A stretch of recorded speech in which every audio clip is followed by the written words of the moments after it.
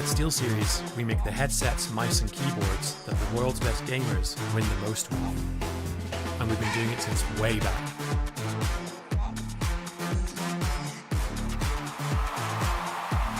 It's up to you how far you go, but whatever you do, go for glory.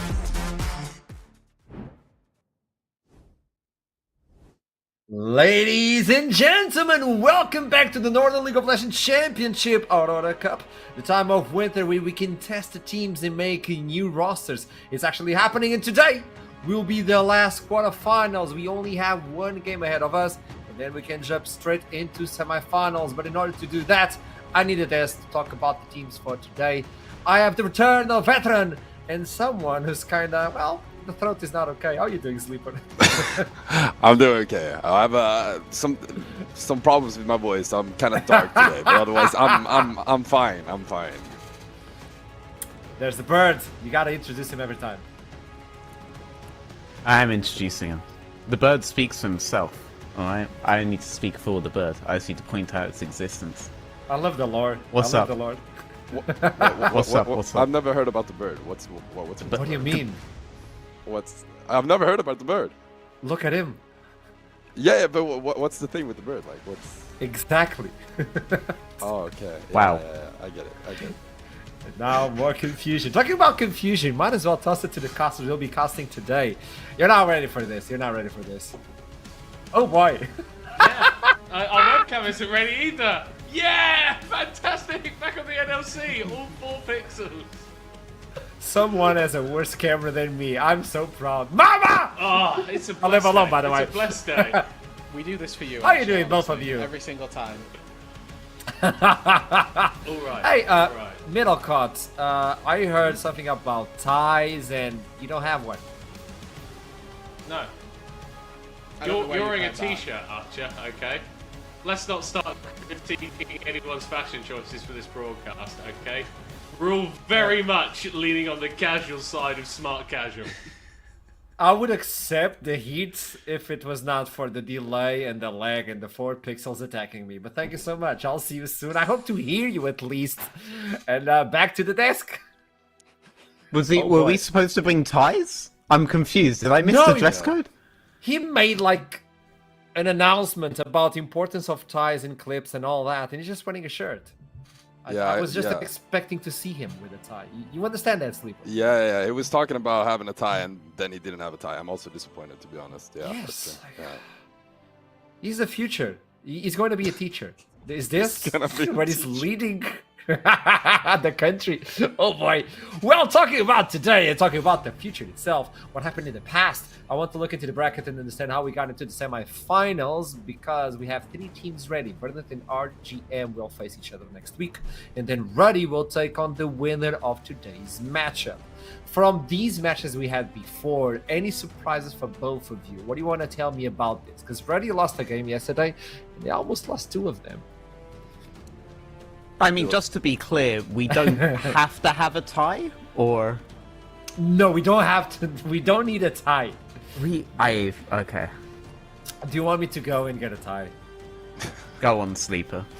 I don't have a tie, but if I have to point out one team that I'm especially proud of course, it's Regem taking down Natives, the Swedish team, of course. I'm really proud of them, and I think they're looking really good into this tournament. They're gonna have a really big match in the semifinals, but I think they can. I think they can take this tournament. Yeah.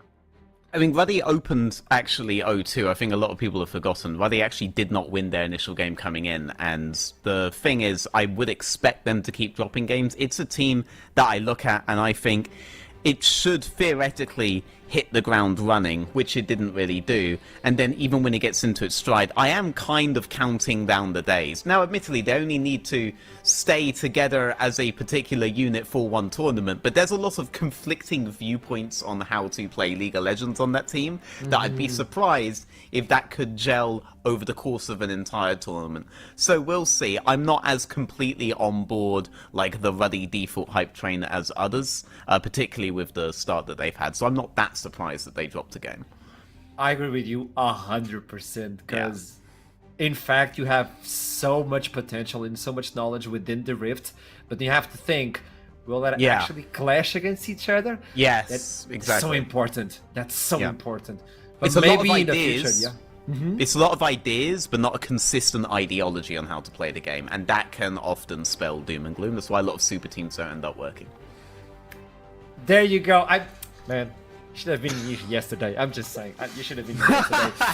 But Were you fuck alone? that. I had it brain. No, I'm kidding. I'm kidding. But So- you were alone. You were alone on the ruddy critique, is the impression I'm getting. Gotcha. Yeah. I'm Alright, happy cool. you I got you. that one. But what I got about you. Venom Crest and BFG? So we're talking about two teams who Yeah. are extremely powerful. Let's start with Bitflex Gaming. I think it's more important to start with them due to the fact that we kind of already know who Venom Crest are. They took Summer Split as well.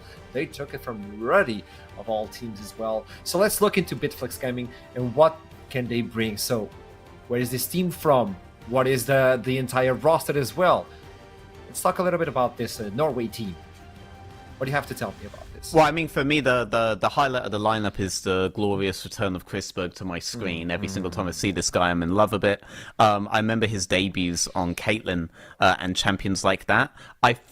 Okay, so it's Lorenz playing today, so I thought it was going to be Matthew. But I'm always interested to see, because the way that I do think you should be playing League is typically really hard through those kind of like AD carry picks, but Chrisberg's leaning really heavily on the Kai'Sa lately, rather than like full-on lane bullies, and they're getting the most success still, though, when they do front to back, in spite of that kind of propensity to go for more like pick-based stuff on the AD carry role. So I think the less delusional they are about a reliance on Chrisberg, the more successful the team overall will be. I think just go frontline, go front to back, and then it's a team that can go fairly further than when they try to be a bit more complex and go for more skirmish-based win conditions. That doesn't seem to be good for them. Sleeper, do you have any intakes on this? Because I totally agree with Veteran. Tell me. I'm pretty new to the Hit me. NLC, but from the perspective, of course, for a team to get in from the National League, and they didn't come as the first seed either, because the first seed and the second seed wasn't able to get here. I think I'm very impressed so far about their journey. Just beating Rich Gang. A lot of the players in Rich Gang I know because they won the Swedish Online League last season, and I thought they were like an unstoppable force, and they showed that they could beat anyone. So I think they're looking really good, and I'm really interested to see what they can do against Venom Crest. One thing that I do just want to add at the end there, this is kind of a rarity for you. I've never even heard of the top laner that they're using today. So I'm actually really excited to see what he ends up bringing out and what they do with him. Maybe they play completely differently than I'm saying, and you have some kind of like double aggression comp with like winning top, winning bot.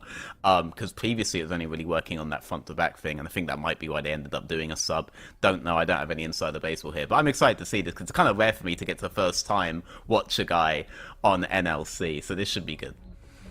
I do believe it's going to be Matthew today. The graphic pointed out a different thank player. God. I Okay. just checked the good. updated, so I think it's Matthew. But that also says a lot of things. When you veterans say, I don't know who this individual is. Yeah. I think that says a lot, and we have to be surprised on what he's going to bring. Also, this is a team, just as you stated out, Sleeper, the fact that they come from a different perspective. From the NLC, they're fighting versus teams from Division 1, and they still made it here. That highlights a lot from them. So against all odds, they stand proud on the playoffs.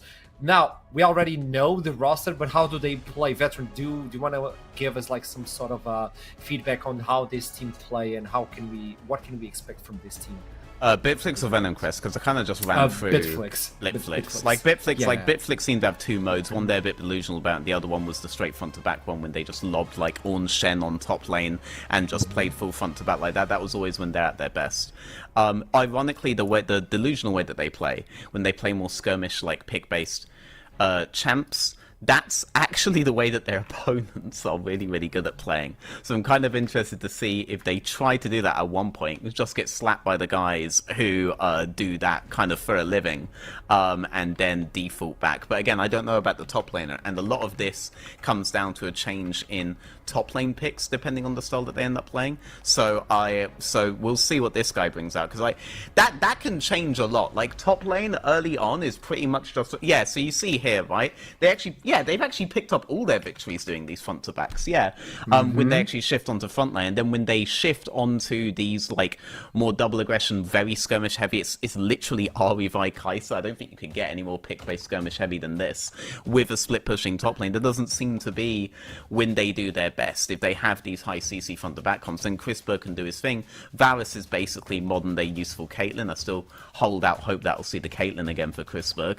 But right now, that's how they're successful. The thing with top lane is that top lane does essentially dictate the playstyle by which you're going to approach fights later on in the game. Whether you're going to do it in the front-to-back manner or in the Gwen game, not really at all, except for skirmishes and picks when they try to make numbers against the Gwen, right? When your opponents try to do that. So the top lane pick does matter a lot. Maybe, which is why you get a lot of top laners that are good shot callers, right? So maybe this new guy is very confident in comms and is willing to do something like that. But I do see on Leaguepedia he has a history as a support player, so you might just see him pick more utility-based stuff on top. Shen's being played in support in this tournament, so I could see him being experienced on that. I could see him being experienced on a lot of tanks.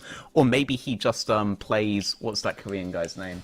Maybe Dangerous Boy addies it and just plays stuff like Rakan top lane. I don't know. I genuinely don't know what to expect. But that we'll see in the opening salvo what this guy's comfortable playing top, and that will tell us which version of Bitflex we're going to see there. But as you're seeing on your screen, there's only one version that's had a lot of success so far. I'm really happy you brought in the fact that he played a lot of support, because that brings a different view of the entire map. This is why I believe his Shen could be targets during pick and ban, or even be pivotal for the team. As a Shen, you really have to have a good understanding of the map. So this is good. We already know this team. We kind of know them. We need to see them inside of the Rift as we go forward. But what about Venom Crest? Return of the Kings. They kind of changed a little bit as well. Let's show the changes for Venom Crest from Kings. Look at this. Everything is different, but we all know the entire composition. But you know Bucci, you know Oleg, you know Painful, Rusty Sniper, and Gordinho, by the way, is from Brazil. He's Gordinho. I saw them during Swiss. They look extremely clean. This is a scary team. Yeah, I mean, isn't Gordinho just Portuguese straight up? Did he play in Brazil, or am I... I think he's Brazilian, but I think he played in LPLOL, but I think he's okay, cool. Brazilian, yeah.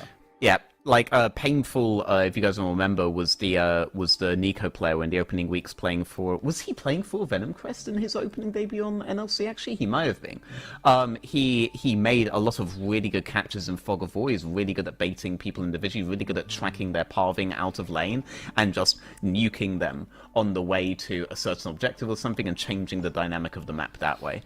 So those champs, stuff like Talia, these are the kinds of things that I want to see Painful playing. And that's really good when you have a guy like Rusty Sniper who loves playing the Aphelios, he loves playing the Draven, he loves playing things where if you open up with a pick, he can carry the rest of the fight there. So I think that's like a really deadly double carry combo that they've got going here. Slipper, when we look into this, tell me. I love these guys. You know, Butchie, Painful, Rusty Sniper, they're my Swedish brothers. They played within the Swedish community for a long time. I've seen them triumph in the Swedish league as well, and then move on into the Nordic League, and I've been so proud to follow them over there, and I'm so excited to see them today. I was a little bit sad that I wasn't going to see Lingard. He played the finals in the Swedish Online League last season, but I mean, Rusty Sniper is just as good. He's a solid player, amazing human being, and I would love to get his workout routine because his body is looking amazing. I like that idea. But also, I love the fact that they were able to bring Bucci, for instance, when he played before during Swiss stage. He had such a big confidence. He wanted to attack his previous team. He got the opportunity. He smashed them as well. So that was they were teasing each other on the Twitter as well. But I also understand that the environment within Venom Crest is working really well. We just had some information from production when they were on the queue as well. While they were waiting in the lobby, they were all picking on Bucci, for instance. He's a pickable individual. Yeah. Let's be honest. But it's also about having a really good environment within the team. Sleeper, when you look into the idea that not only they know each other from the country, from the region itself, but even though it's a new team, they all feel comfortable together. How important is that when you jump into the Summer's Rift? I mean, it's everything. Throughout my time and my experience within esports, I've seen teams that are lower rank but has a better synergy beat teams with way higher rank several times. And just having the chemistry and the synergy to actually execute the comp that you are going for could always bring down a better individual player. So the synergy will be everything in this tournament, and to keep the group together and moving forward, that will give them the energy they need to execute everything and then win this cup. When we talk about this cup, it's not like they played a lot of games. Might as well show those games for everybody at home, so you also understand a little bit from this team. It's all wins. It's all wins. And the way they play, Veteran, can you break this down to me? I mean, that's the thing, right? It's all wins, makes it very difficult to find the synergies, but the big thing that you can see here is the potential to go carry jungle, which is good because you look at the lineup, you look at the player names, right? And even looking here, this is a win lane win game team, right? This is not a team that is looking to do like hard groupings on neutrals. They're doing their best when they're able to do straight win lane win game compositions. And a carry jungler can be a really big part of that, because if you have that kind of priority in lanes, you're open to invade, you're open to get camp advantages, you're open to get so many things that carry junglers like to get. So the brand, the Morgana, all that kind of stuff makes a lot of sense here. But they are quite squishy, right? And we talked about sometimes their opponents like to go into those skirmish comps. They haven't had much success of it. But against this team, I could see how, if they do end up playing a full win lane win game style, they could be quite vulnerable to that pick style that currently their opponents have not found a win on. But this would be the kind of team that they could do it, especially looking at that last composition, right? What the tankiest thing there is what the Yone. Like it does get quite vulnerable to stuff like the Viari Kaiser. And also, it's not a champion pool, it's a champion ocean from what you can see. That Morgana in the jungle was extremely nasty to watch. It was ridiculous. The ganking potential it was able to bring was out of this world, and it's really hard to adapt. And when you were playing in the Fearless Draft, I think these picks are pivotal. Yesterday, we get to see like Kazakhs in the jungle from Malice. It is one of those, hey, I hit it with the Kazakhs, you don't even get a chance to adapt because we're not going to pick it anymore. Sleeper, when you look into Fearless Draft and a team like this, how dangerous can Venom Crest be realistically? I mean, I think Venom Crest will always be a threat throughout the tournament. Like you said, they're favorites and they are the champions, so you can never count them out. But I also feel like Bitflex has found some ways of winning games. So as dangerous as Venom Crest is, I think the underdog could always be a threat. And I love the underdog story, and I love my brothers from Sweden, but I think Bitflex can put up a fight here, and it's going to be interesting to see how Venom Crest would handle if they would lose the first game. I like that point of view. Might as well put both teams head to head and understand where they excel in terms of numbers. It only means ish, it's numbers at the end of the day. Veteran, do you agree that this is the team to take it all? I have my own opinion, but I want to see your opinion. Venom Crest. Yeah. We have Spring, Orbit, and Nonimo playing in this league, combined with the Borkins guys both teams that utterly annihilated NLC before. I have my bets on them, and they've had so for the whole tournament. But annihilating this series, I'd be surprised if Venom Crest weren't able to take the win here, especially with the substitutes coming in for Bitflex. But that throws something into the mix. Like, how do you prep for this, right? Again, if top lane has such a dramatic effect on how the map will be played, and Bitflex have shown various playstyles, what kind of team are you even preparing for? Venom Crest are going to have to rest on their laurels, which is the fact that individually they're all very good laners and they're all very good in these 1v1s, right? Particularly Painful and Rusty Sniper. They're going to have to rest on that, but if Bitflex are in a completely camouflaged zone, normally it's the snakes that bury themselves in the dirt, but Bitflex are the guys that are going to nip at you in the long grass when you're wading in and you think everything is all chill and calm. You don't know what to expect right now. That is not a tranquil environment. The predators are everywhere. We talked about it yesterday when they played versus Ready, when we were talking about the match yesterday on Ready. The idea that you can face off and pick a skirmish team and try to take these down, because just as you stated, Venom Crest is a win lane win game. If somehow you can try to force that out of their comfort zone, could this be the cheesy win or that first win that can just with the wheels in motion. Sleeper, I also want to get your opinion, but tell me, Veteran. I know it's a lot of. I mean, it's just yeah, but it's like I look at a guy who mains both support and top, and I think if this guy watched Dangerous Boy Addy VODs, I would just do that, you know, just pick something like the Rakan that is deceptively a lane bully early on, and then post 6 just live bot lane, overload bot lane. Rusty Sniper no longer gets his 2v2, his 1v1 scenarios, and just start playing map with those kinds of advantages, right? Be happy to overload and be like, you know what, we don't care if Bucci gets a lot on top side, we're not playing the game that way right now, right? So there are ways around it, there are surprises you can do, even just looking at the lineup. I can see kind of the way that I'd probably try to strategize here with them, but it's interesting to see what they go for. Or we could just end up with some of the most milquetoast top lane ever, which would be really boring. Like, I don't want to see like Ornn immediately locked in. Fearless is available, so I can't see Ornn locked in 3 games at least. Yeah, at least that. Maybe you get an Ornn, Yeah. a Shen, and another tank just to make you happy, or the opposite. Well, Camille is already removed. Keep in mind that this is Fearless. Whatever you see on the first game for the team won't be able to be picked on the next one. So for Venom Crest, it could be the stable one, the Yone, probably the Syndra as well, and something to pair that up. Taking the Rel, I mean, you have a lot of champions that can just engage as a support. Rel is not that important, but BFG are looking to take that one down. I just feel like Rel is the most such a comfort pick for everyone. It's just easy to combine together with all of these initiating supports, and as Venom Crest wants to play strong side everywhere, I mean, just remove some comfort, make it easier for you in lane, and hopefully you get out stronger. And I mean, you were saying Champion Ocean, but Gordino did have 3 straight games of Rel, right? Like, it's 3 out of 4 of his games so far have been on that Rel champ. Oleg playing with the Viego would be, like, if it was old Venom Crest, you'd be banning the Viego every time. Summer Venom Crest, you'd ban the Viego every time. But yeah, I do like what they've come out with here. Camille does indicate to me that they're looking to do a tank top, right? Camille is the classic pick into that sort of thing. So it does feel like we are just going to get some very standard, maybe subscribe to Macro's Patreon as been studying the Ornn Bible, but I'd expect something like the Ornn to be coming out. Yeah, I also think it's gonna be like Ornn top lane, potentially Shen, because we talked about it earlier, like getting that supportive top laner, but I think as a first pick, Ornn would be the most obvious pick to go for here. Okay, I know this champ. Maybe I don't know what this guy plays. Okay, well. That would be surprising. Well, that's Why a lot would of you happiness. blind Silas first? With no ultis on the other side revealed on any lane, it's just you're putting yourself out there. You're just putting yourself out there. Now Bucci, okay, I was wondering because it's Bucci. He's crazy. I love that champ. I don't think I've ever seen her being picked in competitive. I love Neferi. Neferi has the potential to be obscenely broken with like 1 or 2 number changes. Like conceptually, I think this champ is really stupid. It shouldn't be in the game. But It's really we haven't had like actually we had her like really high up in the solo queue on one of the patches recently.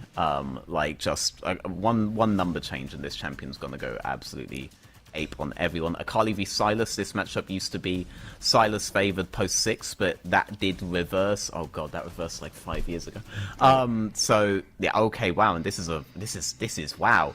This is a heavy all-in composition that Venom Crest have got going. Ilaoi is the quintessential anti-all-in champion. Typically, I'd pair it into a melee top lane. Bucci does still have the option to go stuff like the Jason AD carry top, so picking that really early, unless you're willing to flex between mid and top, which would be very surprising, I'm not sure about. They might just be trying to be like, oh look, maybe I do have a champ pool, or something like this. But right now, double assassin opening from Venom Crest, heavy all-in. Poppy already has insane value. Vex already has insane value. We're going to get Chrisberg on the Xayah. Does have decent disengage, and you know Venom Crest are going all-in. But the Popster and the Vex are the 2 champs I'd immediately be thinking about against these guys. Yeah, when I think about that, it's like, okay, Xayah as a disengage or a capability to survive a little bit more, might as well bring in the Poppy and help it. Give it another tool to survive. And now you lock in the Xante so that Silas loses a little bit of that flex capability. And now you can just pinch on the support champion pool that you already pinched by yourself at the first rotation, allowing Venom Crest to take their support right now and pair it with Rusty Sniper. Or maybe just... yeah, there you go. Well... You talked about it. He was picked before for Venom Crest, specifically against this matchup, and he did wonders with it. Yep. This is also good if the good. Sylas does end up going top lane and you have the Cassante in mid lane. This isn't good if it's like Cassante mid lane, Sylas jungle. Sylas jungle is the other possibility here. But Cassante, obviously really broken champion right now, not that difficult to learn, so Ramovic might have learned this for now. Why would you ban the Poppy? You want the Poppy. You want the Poppy. Why would you ban it? But, okay. But if Venom Crest are gonna follow the same path as they've done before, they want a heavy resource jungler as well now, right? They want to keep going for that insane damage. Yeah. They just want to go. Yeah. And I think they played some Brand before, right? They've done Brand. I'd think Morgana would be better with this all-in comp. It would allow much more mobility when you do your dive as Kai'Sa, as Akali, as these kinds of champs, right? And given that you've got Jace top lane in a really good position to do it, the Rakan ban, I assume, is a support ban, but could be a top ban if you're in my head. Both of these are Dangerous Boy Addy champions, actually. Both Vi and Rakan are top lane Dangerous Boy Addy champs. If these guys ban Vex, they're trolling me. Me specifically is being trolled. Okay, Wukong ban. Not sure how I feel about that. That wouldn't be the thing I'd be worried about Venom Crest going. Pretty sure they'd want to do Morgana at the champions that they've already picked.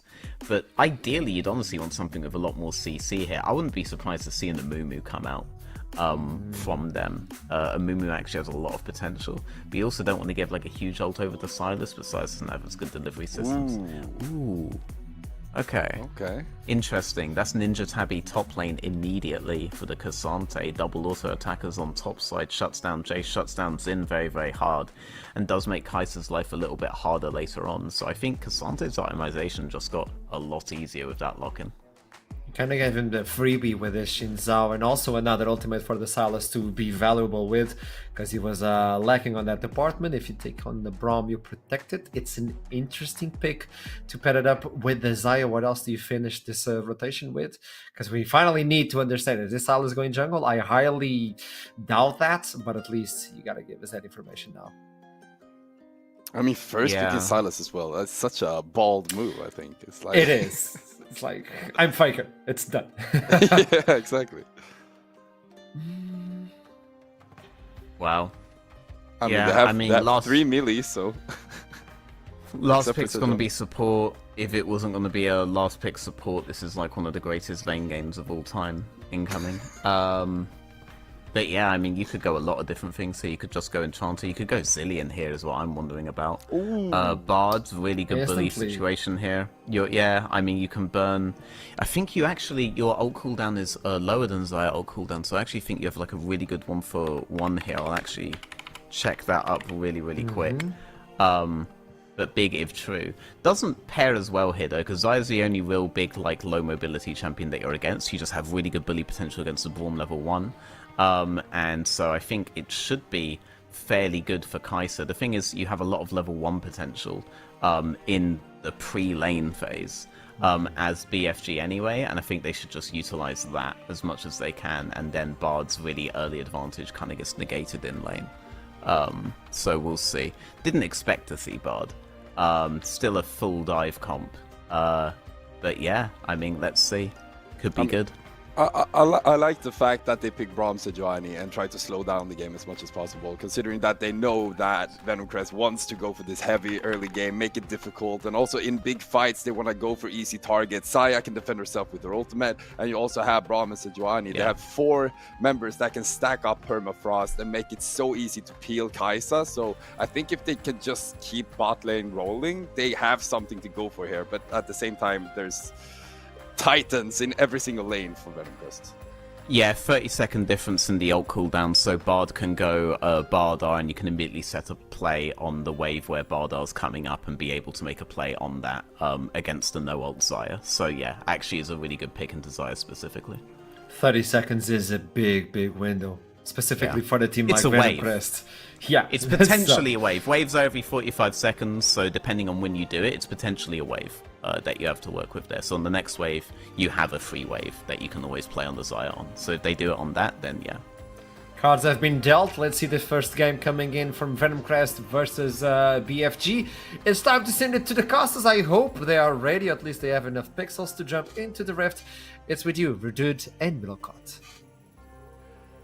Thank you very much, Artrom. Yes, whilst our pixels persist and our internet is still online, it's Middlecott and Redude ready to bring you the final quarterfinal of this Aurora Cup. Now, I think we talked about it a little bit there in the champion select, but compositions for both these teams that really emphasize the styles of play that we're expecting. Yeah, Venom Crest, very hands check, very aggressive, very win lane, win game styles. BFG have opted into a more reserved style of composition that is going to look to scale up a little bit, hope that there's a couple of items on their back, and once they've got past the early game, maybe we can expect to see some great stuff from them.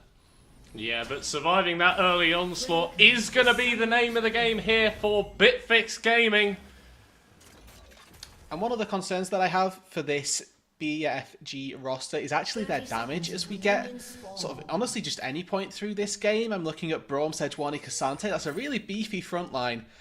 Normally you'd want a really hyper carry and a solid like artillery mage mid lane to try and bolster that out. Silas, again, one of those champions that can be very annoying in these skirmishes, but not one known for having absurd damage outputs consistently. Really heavily reliant on Chrisberg this game, or Bitflex. So we'd like to see them put a lot of eggs down in that bot lane basket, try and punish Rusty Sniper, because if this Xayah isn't doing well, nor a BFG. The thing is as well, when you've got a lane that's got Rusty Sniper in it, it sort of draws attention. You want to gravitate towards this lane because he is going to play very aggressive in the early game, and if he comes out of that first skirmish 2-0, his team could pretty much just kick up and relax because they know that he's going to be doing the damage to carry the game. But he can fall a little bit behind in those early skirmishes, and so if you're putting all the eggs in the Chrisberg basket, then that's somewhere that you could be looking to gain those advantages. Already, as you can see, an attempt at this bullying from the bot side of Venom Crest that Veteran was talking about. The Bard notoriously has a great matchup into the Braum. Conversely, though, Chrisberg on this side will have a good matchup versus the Kaiser, just as expectations for these AD carries go. Low HP bars actually here in the mid lane. Painful using that passive to bring down Frenzy. The Silas going to be running the grass for the Undying this game, as apparently every single mid laner does now. So even more sustaining that champs kit. Yeah, and hopefully you can get past this, what is appearing to be a rough early laning phase for the Silas versus the Sakali, as Painful. One of these players that we've known from the spring, the summer through NLC, sort of making himself a bit of a name on various different rosters off the back of a pretty rough split, but finds himself on a Venom Crest team for this Aurora Cup that has a lot of potential, I think is the general consensus around the community, and already putting a good showing off in this early laning phase as Urban might look to pave way into that mid lane. Yeah, with that Sejuani, obviously you've got the stun that you can stack up. Frenzy's going to be able to apply that as well. Painful. A lot of wasted time here by Urban if they can't get anything. Just standing back from that way, he's going to use that Shuriken flip, going to get tagged, but flashes away from the engagement and turns it around on the Silas! Boom! That was painful! Frenzy with a really unfortunate miss there. His E goes wide and connects onto a minion under the turret. He tanks 2 turret shots. Painful comes away with an extra 400 gold. And Venom Crest really couldn't have been asked to have been gifted a better lane. Yeah, we were saying it's going to be wasted time potentially there for Urban. Absolutely not a great investment there for the Bitflex Gaming jungler as his mid laner falls down. But looking at sort of other parts of the map, it's not just that mid lane going well. Top lane, we haven't really touched on it all that much, but for me, Bucci was the standout surprise player of the NLC over the course of this last year, and well, it's another great start to a laning phase for him. Yeah, he's got this Jace versus Cassante matchup. Again, early on, we're not expecting the Cassante to be putting up big numbers, and Bucci being ahead is the expected outcome of this match. But it's one thing to be able to get a lead when you're expected to, and we have to give Bucci the credit where it's due, because once again, he's performing very nicely in that top lane. If he can extend this lead, continue to deny experience, deny CS from Bran, give him a bit of a, let's call it a less than warm welcome to the Aurora Cup. Yeah, obviously, one of the great things I think about this sort of competition is that you do get players like Bucci, who we've been watching all year, and then Bran Molvik, who I think, for a lot of us, yeah, not someone that we're necessarily all that familiar with. So whilst you are expecting Bucci to do well in the matchup, definitely an opportunity for players that we're maybe not so familiar with to get something done for themselves. Although Brand might be in a little bit of danger as Oleg's moving over. It's going to be a 2 versus 2 on this top side. Neither mid lane are looking for it, but Oleg jumps on in anyway. This could be risky now. The Jin Zhao, he's gone in, but he doesn't have a way out. Stun's going to come through, but Bucci just drops Bran Molvik, and there's enough sustain in the kit of the Jin Zhao to make Oleg stay alive. Urban just about able to dash on out of there, but that's sort of the second time that Bitflex Gaming have gone for a gank. It's the second time that one of their solo laners has died. Yeah, this feels a little bit discoordinated, almost as though Urban was there to shepherd Bran out, and then they didn't know if they could take the fight or not. This 2 versus 1 scenario was maybe we could take the fight, maybe we couldn't, but Venom Crest playing on the edge really nicely, managed to sort of bait in BFG just enough to get themselves a kill and continue to extend this early game lead. Yeah, and that top lane, the lead certainly has started to emerge there. Bucci 600 gold to the good, but in the bottom lane, Chrisberg is still in a relatively decent position. Both AD carries still with their summoners available, but relatively low HP bars. Rusty Sniper is going to get the shove here, and I imagine he's just going to reset, so going to be able to come back with a bit more HP just to lose it all over again.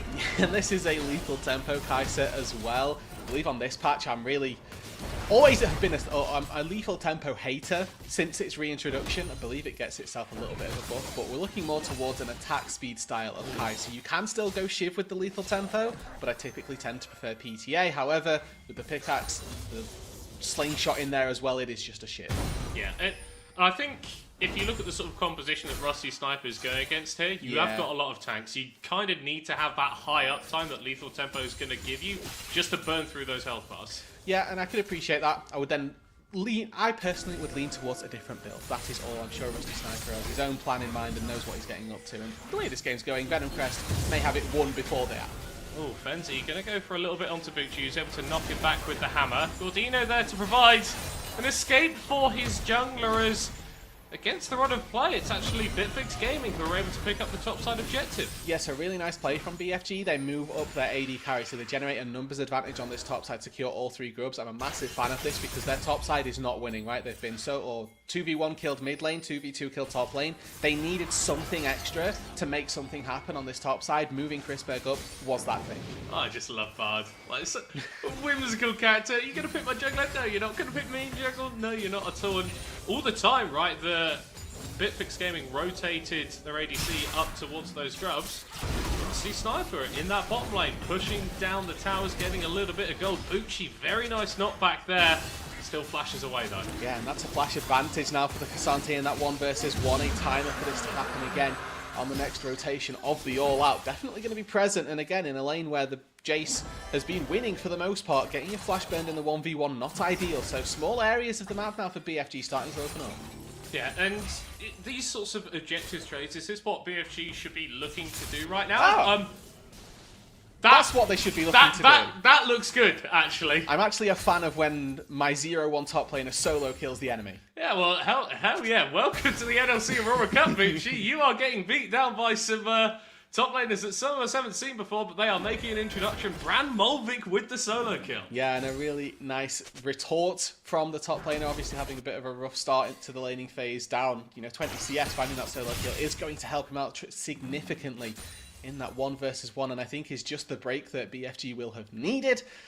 Slightly decent run of play for them. I'm a fan of the macro move up for the Herald. For the grubs. I'm a fan of obviously finding a solo kill in the top lane. Question now becomes, what more do they need to do? You posed the question, Middlecott. Are they looking for these types of objective trades? What's their out for winning this game? As Gordino finds a nice little stun on that bot side. For me, their out is making the game a slower pace as possible.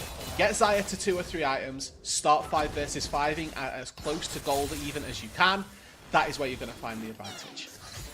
Yeah, because I imagine, I look at Painful on this Akali. Obviously, he's done very well for himself in terms of the laning phase, but I think it becomes a little bit harder for him to interact with the team. You're trying to dive in on top of a Xayah, and then there's all of these big tanky health bars that it's going to be really difficult for you to burn through, as Bran Molvik is once again looking for Bucci. He was able to dodge away on that Q3, but still the trade seemed to be going in favour of the Cassante for now. Yeah, and again, I just want to harken back to my concerns for the BFG roster just a little bit, is that Venom Crest's gone position has one job. As 4 divers with a bard over the top, it's kill Xayah. Now, that's easier said than done sometimes, and if you're a solo assassin going for it, that can be tricky. However, 4 people that can jump in, if they kill the Xayah, they win the fight. Crispberg's getting very aggressive here. Giordino not going to be caught by the feather pullback here as Rusty Sniper also getting out of harm's way.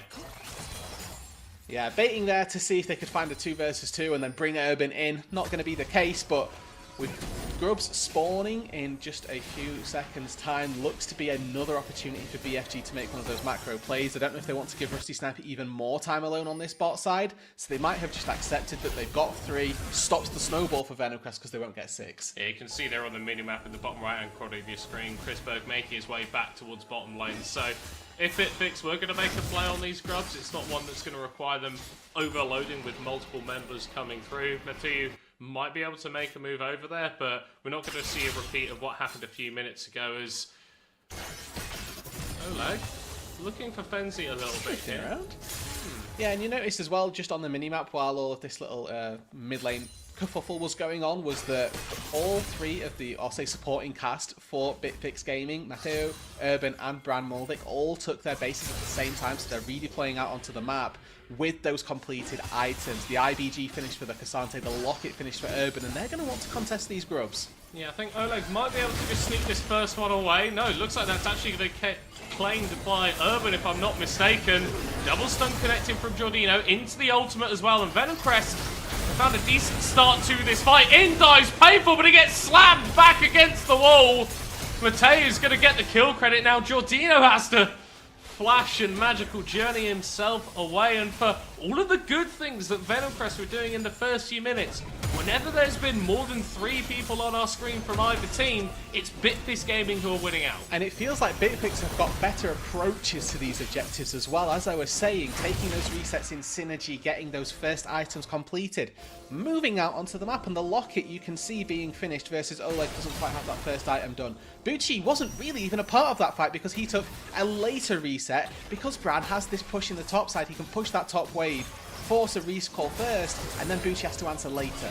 Oh, Crispberg gonna get stunned against the wall there. But Rusty Sniper not opting to pull the trigger still. This is the irritating thing about playing against Xayah post 6. She's got the flash, she's got the barrier, but that ultimate as well. It's so difficult to take her down when any other AD carry would easily fall. And you can see Matteo makes his way back down to that bot side just in time to defend against the dive, and all out top side.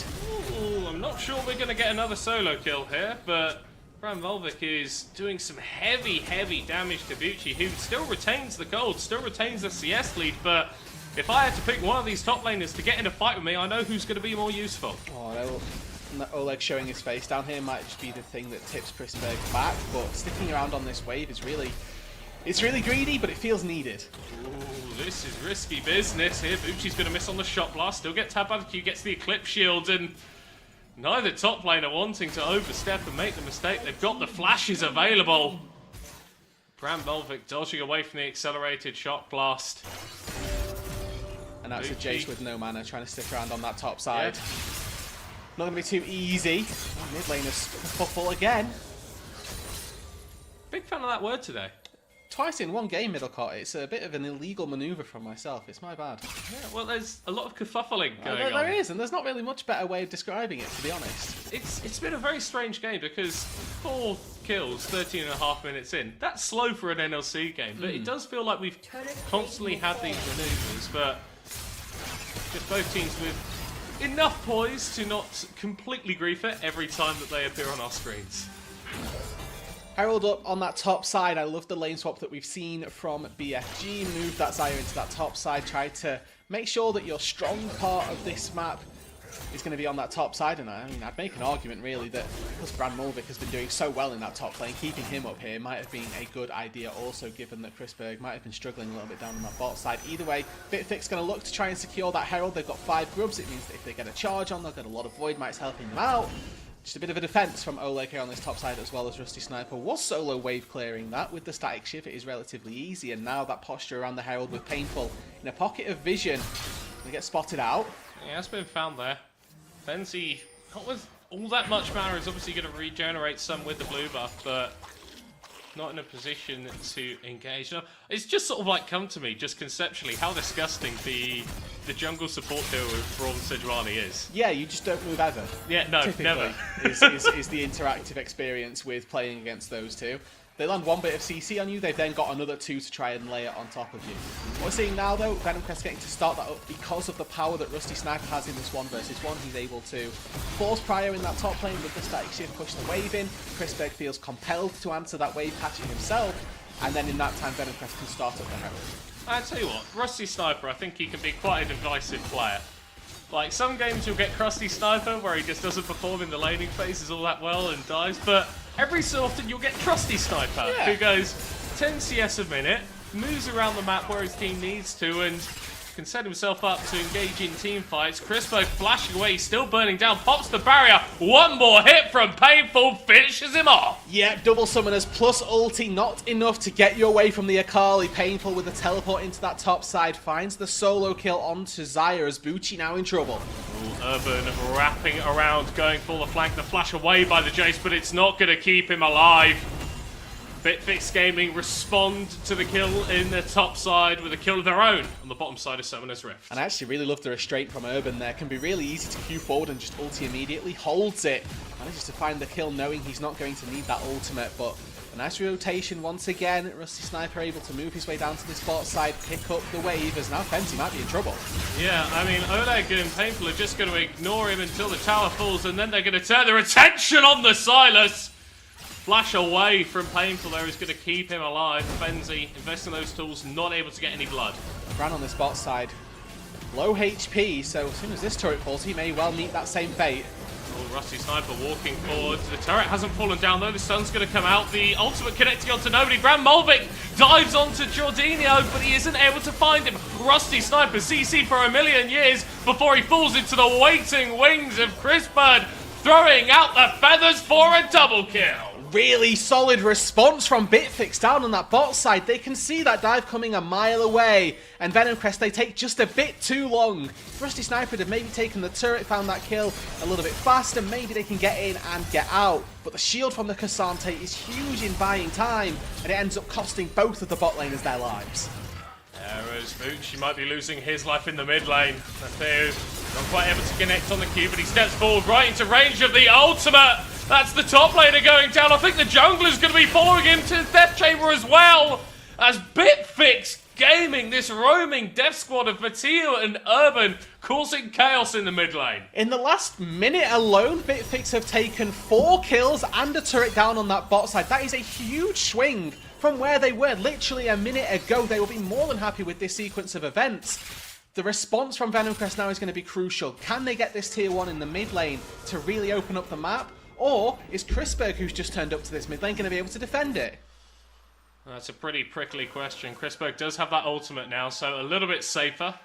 I don't think Painful was really feeling the engagement, but yeah, when Venom Crest have already taken top tier 1, they've already taken bottom tier 1, this mid lane tower, as low as it may be, is so important for Bitflex to stay alive. Jorginho going to get caught out on the Bard. He's not going to be able to access the magical journey in time. Painful goes into the back line, jumps on top of Chrisberg and executes him. Rusty Sniper now with the lethal tempo stacked. He's fighting up against the Cassante, as meanwhile Painful gets a double kill. He's not going to be falling down. Urban getting under the tower to take out the Kai'Sa, but Oleg will slay the enemy jungler's teammate, as now Urban has absolutely nowhere to go but further into the jungle of Venom Crest. And Bucci bites down on his opposite man. It's a messy, messy fight, but I think Venom Crest are feeling alright about it. And a long, drawn-out fight that was eventually a 4 versus 5. Fenzi just now only turning up, and he fancies a piece of that pie.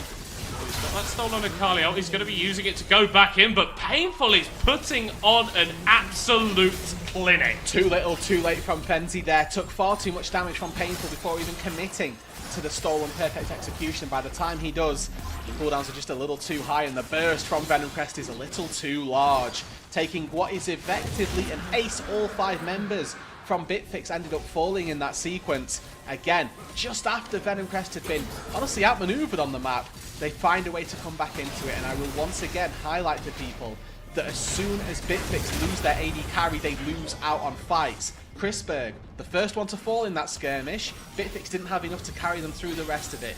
Your two key members this game are Painful. If he can kill Chrisberg, and obviously the Zaya see she can stay alive. I mean, Painful, he's 2,500 gold ahead of Fenzi. I think he's more than equipped to take out the Zaya should an opportunity present himself. I mean, he's already gone for the Magi Soul Stealer. He knows what his game is about as Dino, like, just being very, very irritating on the Bard. I always feel like that's the side of a good Bard player. Yeah, if you hate that they've existed, they've done their job well. Oh, and I'm pretty sure that Bram Mulvik hates that Painful exists at the moment as he gets his 6th kill of the game. That's a few more stacks going into the book. Yeah, Bucci now under fire. No mana on this Jace. Yes, Fenzi's going to swap the transform, but only throws the accelerated shot blast into a minion. Oleg's going to turn up, tank the stun, and go back in with some damage of his own.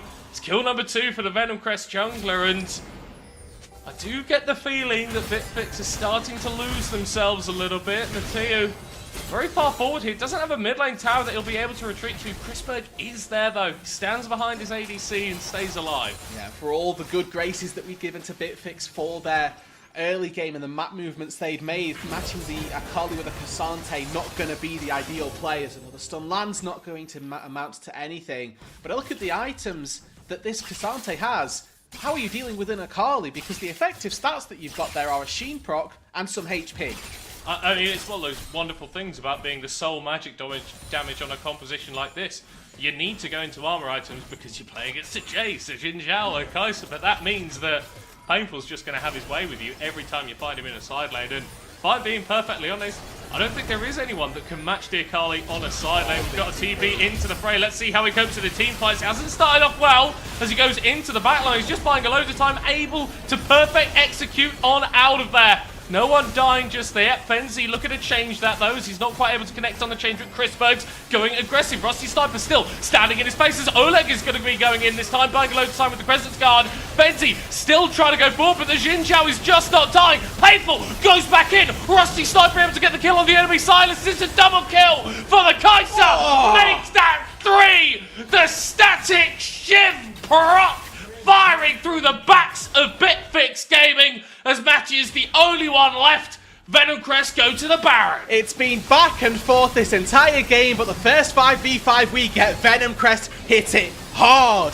They take down all 4 crucial members, just Matteo left alive, and the Baron is their prize. You can change the players on the org, but Venom Crest are still a top-class League of Legends outfit within the NLC. Back and forth this entire game, but in the blink of an eye, almost, we've got an 8,000 gold lead. We've got Soul Point in a minute and a half, and we've got a Baron buff for a couple of those minutes. So the overlap is just going to be perfect. For Venom Crest right now, their playbook becomes incredibly simple. We use Baron mid lane, we use it bot lane, put either of our side laners or either of our solo laners down onto that bot lane, and then just Baron up mid lane, Baron up bot lane. As soon as they secure the soul, they're then going to be playing with even more of an advantage. They've got a couple of turrets outside of the base, which they might like to knock down. So, Gordinho. Oh, he's playing Bard. Unfortunately, at the end of the Managerial Journey was a Silas. That's a wonderfully timed ult there. He's going to buy a load of time for himself, but unfortunately, it doesn't seem like it's going to be enough. Potentially actually baiting in the rest of his team as Bucci's going to get caught out on the side by the Sejuani, and that's the second kill of the fight in favour of Bitflex. Mateo buying enough time to prevent anyone from going down on his side, and a little bit there of what you can see, just teams not quite being fully on the same wavelength. Maybe some of those Aurora Cup moments, because Gordinho there just too far forward relative to the rest of his team. If he's got a bit of support, yes, he can absolutely make that play.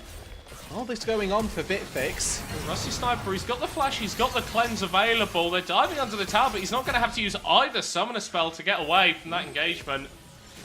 Just pops his ulti, and that's absolutely it. Mid lane got pushed in deep by Painful, so that's a lot of gold actually being lost, and Bitflex committing very heavily to this Drake. They've not sent anybody mid lane for the last 2 waves, and if Venom Crest win this, they could just end the game with that Baron push mid lane. I think they recognise that you just can't give over the soul in this situation, so they've been willing to sack the economy to try and get a bit better position, and it seems to be a winning strategy. Enemy jungler down. Rusty Sniper out of the fight, but here comes Painful. The Akali, 6 kills on her back, looking to pick up a couple more. Brilliantly timed ultimate from Chrisberg, but it's not enough to keep him alive as Painful is completely dominating Bitflex Gaming.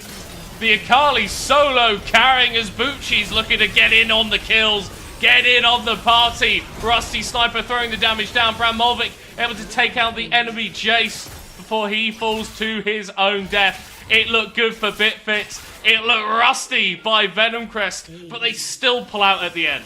And even in this type of situation, in this type of fight, overall, this isn't bad for Bitflex getting 3 Barons off the board, but it comes at the cost of the Soul first of all, and now a tier 2 in that bot lane is going to follow with Painful pushing that turret down. He instead takes a recall. It's going to be synergized with the rest of his team and how they look to come out back onto the map. But overall, a win for Venom Crest. Obviously, when they take a fight and they take the Soul, it is going to be to their advantage. Yeah, and I just want to say, what a game 1 from Painful. Yeah. Like, when I was looking at this roster coming into the Aurora Cup, I was thinking, okay, these are contenders, but I was looking to names like Bucci and I think Rusty Sniper, but Painful, I think he's made a habit in his career of being potentially under-recognized, but 3 levels up on his lane opponent here. He's got to recognize the damage that can get thrown down. He goes back in, he's going to get stun, popped into the shroud, still alive, just dancing around, throwing that camera around his head.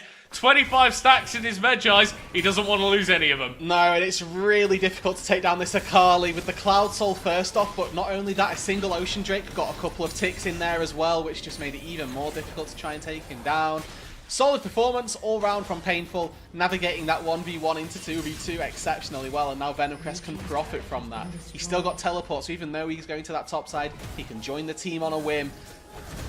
That tier 2 turret finally falling down on that bot side, and whilst Venom Crest with that barrel, they'll not be happy with what they got, they still got a soul.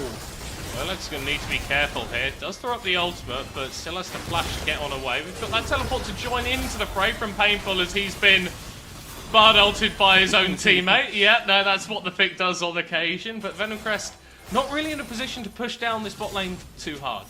And again, when we're getting into these team fights, important to highlight, the way Bitflex win is by keeping Chrisberg alive, the way that Venom Crest win is by letting Painful do what he's been doing this entire game, and is assassinating the Xayah. There are only so many tools that a Xayah has open to her, and typically there are more tools available to the Akali. Chrisberg got very crazy there for a little bit. Yeah, he's quite confident in the tools that he's got. Yeah, I mean, he's got Flash Barrier and he's got Ulti, so theoretically he has everything available. It's just a question of whether that's enough. Well, to be fair, the last time he tried to 1v1 the Akali, that didn't really work. No, it didn't. And I will say to his credit as well, the way that these fights should be looking to get played out should revolve around the Braum and the Sejuani also trying to lock it down, but Painful has been so nimble, so agile.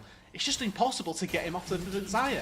And people love to go, okay, what's the value of movement speed? What is the value of a Cloud Soul? That right there. If Bucci doesn't have the Cloud Soul, he gets picked up, he gets killed, and Bitflex have got a bit of an opening. Because of that bonus movement speed, he's able to get himself away, go down into this bottom lane, and apply more pressure. And without the Baron, Venom Crest have broken open that mid lane, a byproduct of a little bit of the push that they found earlier on around that dragon, and some good movements around the rest of the map as well. Baron going to be alive in the next minute or so, and that's where all of our teams should be turning their attention to. The vision in this topside jungle for Bitflex is absolutely sparse. Triple control wards, it looks like, knocking around from Venom Crest themselves. So they've got all of the coverage, all of the vision, all of the control heading into this neutral objective, and Bitflex have got a very difficult task ahead of them, having to reset, grab their full stock of wards, push back out onto the map into complete darkness. I mean, this is the thing, right? We saw BFG clear out a couple of wards, but there's still so many that you've got to get through, and every one of those wards could have 5 members of Venom Crest stood inside them, and that's why you've got to take your time. You can't overstep and just rush into the river, because Venom Crest, they're absolutely able to punish you if you're going to do that, and almost on cue, Venom Crest are going to be starting up the Baron. Bitflex Gaming still a little bit of a way away.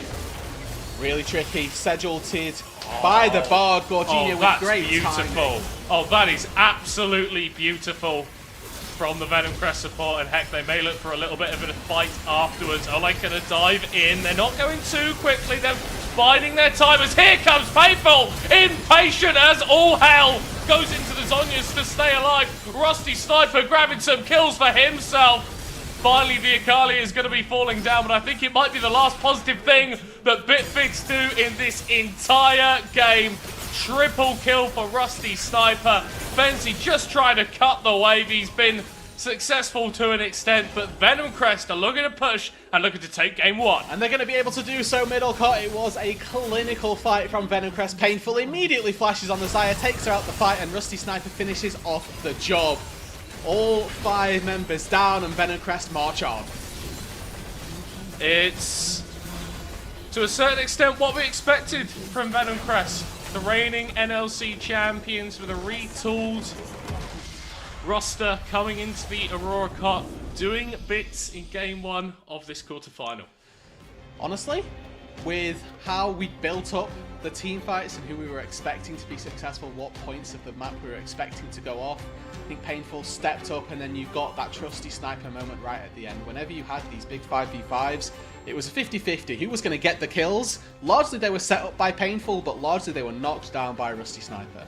Yeah, I mean, well, we're praising Rusty Sniper. There's still time in this series for him to lock in Draven and go 0-3 by 6 minutes. So let's just wait until that happens. We're going to pop to a short break. Love you, dude. We'll see you for game 2 in a moment. Break it down, break it down. Step on the gas, let's get out of town. We're gonna break out and have some fun. We're gonna do what you never done. Oh yeah, yeah. Come on, take your body with you. It's a money weekend. Everything we wanna, we go do. We go do. It's leisure, we go do.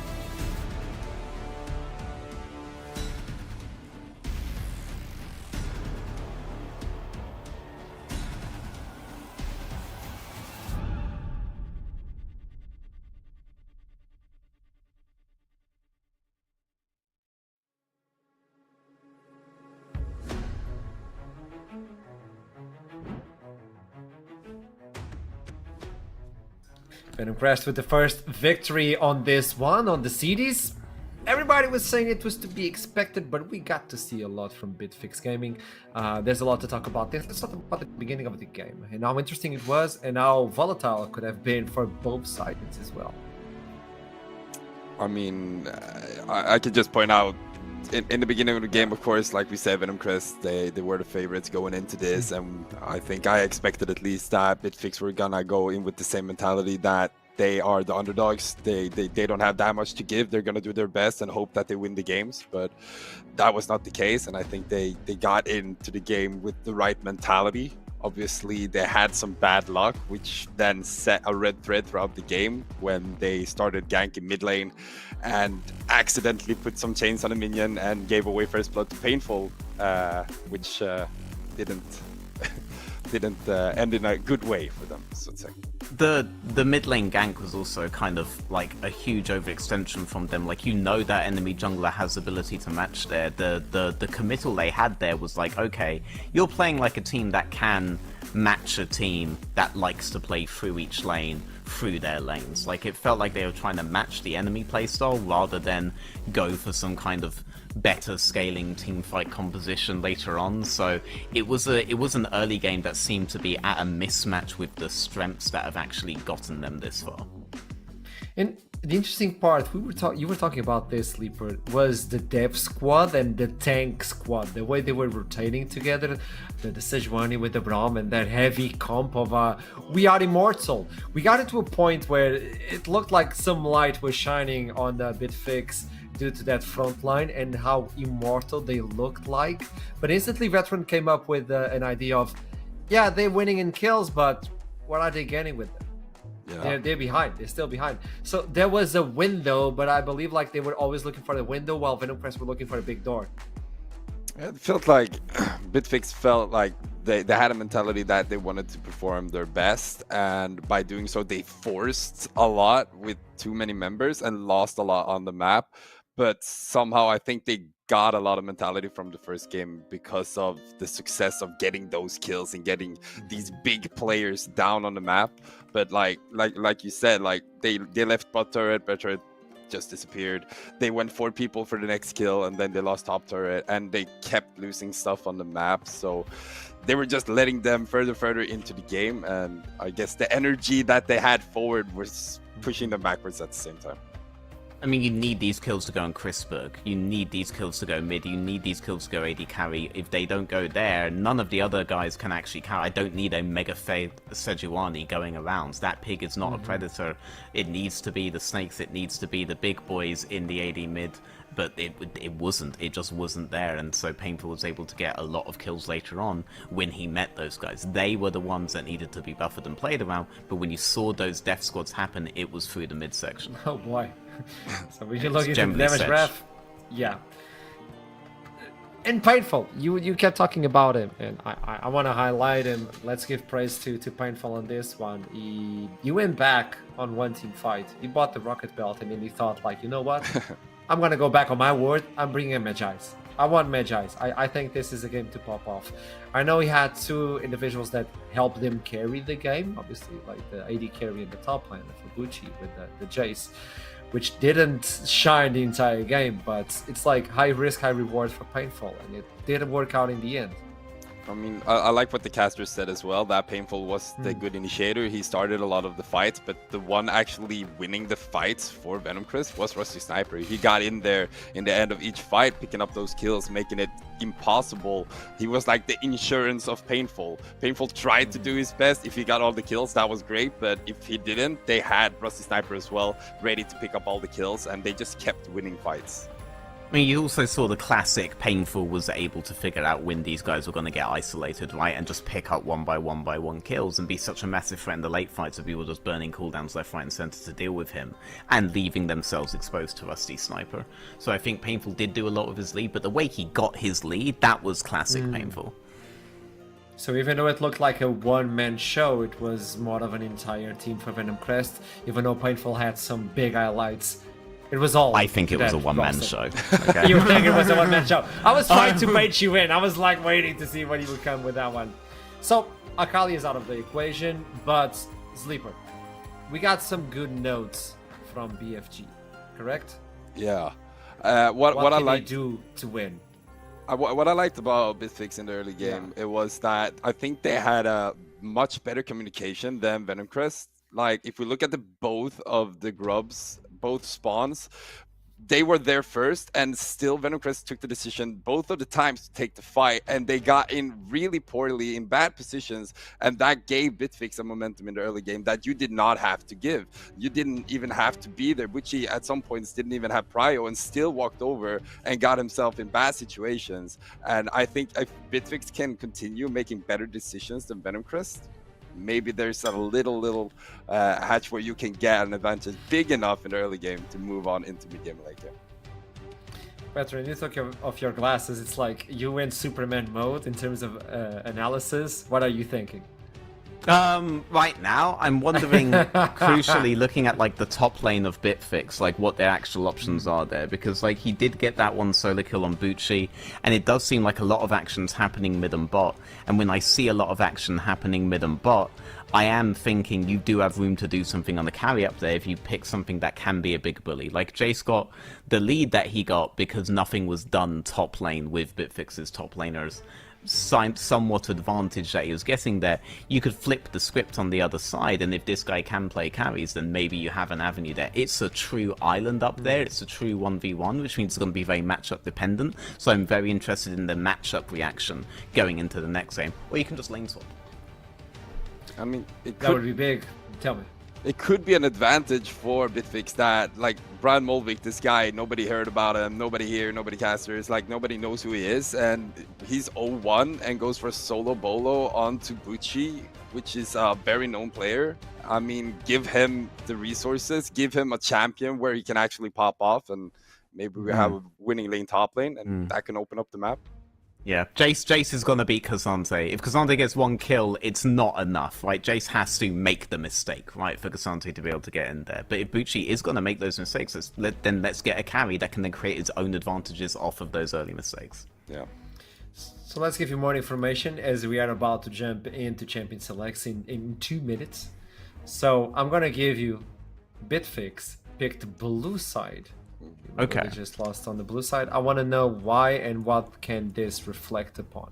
Because they can't counterpick support and they can't counterpick top lane, so they don't think it's good to actually have. I mean, so I don't think they think it's good to actually have red side there. So I think they need to secure power picks themselves, comfort picks themselves, particularly in Fearless. They might not have that many comfort picks that they can go for, and so blue side would be favorable for them. Okay. Sleeper, you told me there would be a list of things that Bitflex could bring and fix from their first game to the second game. I mean, it's some of the stuff. I want to know. It's some of the stuff I already mentioned, of course, but I think it's the mentality bit, and I talked about it before the game as well. Like, it doesn't really matter that Venom Crest, I think at least, are individually maybe the better team, because if you as a team has better synergy and you have better mentality, you can beat anyone. And what we saw in the game was Bitflex not giving up. They kept looking for picks on the map. They kept moving forward and forcing Venom Crest into bad situations. And if they could have kept that momentum up, and perhaps with a better comp and resources on the right people, on the right champions, perhaps the top laner Brad Molvik, if he had the right champion like we mentioned just now, and they had the same momentum in the early game, maybe they could have done something. But I love the mentality, and as long as they're not giving up, I think they can give Venom Crest a fight for the money. I was wondering because I agree with you, but I thought like the bird has some insight, and I was waiting to get the insight from the bird. Because I totally agree. You stated something really important as we were about to jump into Champion Select was, I don't think Bitflex got the memo that they are the underdogs. I think he stated like that. Yeah. And that was so pivotal because they didn't care. They didn't care. They were like, you know what? We're going to skill check you until we can't do it anymore. And when you beat up someone, he keeps getting up and is like, is that all? You get a little bit confused and maybe worried, like, who are these? Who are these guys? Well, jumping into Champion Select, this is the second game. Venom Crest leading by 1. Camille is going to be the first one, just like the previous one. Yana is going to follow it up. So Aurora could follow for Venom Crest after this spell. I don't think there's going to be a lot of changes in police in the ban phase, but on the big phase, they have to change. Yeah, I mean, that stuff at the top of your screen is all champions that are not available to the teams now that they have been picked. It is Fearless. It's not the hardest Fearless ever. BFG can't pick their own champs, and Venom Crest can't pick their own champs, but BFG could, for example, go for Jace on their support role swap top laner, which would be incredible if they actually did. This is the last band coming in from BFG to wrap this part up. On the other side, Venom Crest should look for the same as well. I don't think they want to adapt anything. If it wins and if it works, why change it at the end of the day? Viego, so same as the first game. No adaptation so far. The previous game we had the first pick that was kinda like you're giving away the silence so early. It's a Skarner, so same 6. And there you go. The same hover as well. Is he gonna hover this every time, I guess? Alright, so it looks like they want to secure comfort for mid lane every single time. This is also a big painful champion. One of his best ones. And now they're hovering the Silas. Doubt that's going to get locked in. Kassadin, you don't see enough to lock it in unless you know something about Urban's champ pool that we don't. Echo's a classic into Orianna. Vi could be the makings of a full pick composition from Venom Crest. Venom Crest are good at that, yes. So then you could see this paired with an Ahri if it gets locked in. Maybe a Syndra. And I could, yeah, I mean maybe a Syndra. I don't like it as much as Ahri with Vi, because you want the dive buddy for the Vi as well, and Syndra obviously is not a dive buddy, right? The absolute opposite. And if you're going the Ashe, I think that dramatically increases the chances that you're going to go Ahri, because you don't want to have the same win con to be vulnerable in both mid and in AD carry. So. That leads the window for Urban to take something like the Jarvan to pair it up with the Orianna. We've seen this before. We've also seen something like the Wukong or even Nocturne if you want to be sneaky with that one. If they overed it, but yeah. If it was Syndra, you'd go Jarvan here, but I think Jarvan's very deprioritized now for them. With the high mobility, like if you just win Ezreal, Jarvan becomes completely useless. For example, with the Wukong being there, now you can go a low mobility bot laner, and they might be a bit vulnerable into the Wukong. But so the Ezreal takeaway is also really good because now it's not open for some weird swap where you end up with like a Jarvan on Venom Crest side or something that abuses low mobility. Now you see what I'm talking about with the win con here. It's a low mobility mid, a high mobility AD carry, a high mobility mid for Venom Crest, and then hopefully you pair that with a low mobility AD carry, and then you can't just lock in a one size fits all counter pick, right? Whereas if they go high mobility now, then you just slam Poppy.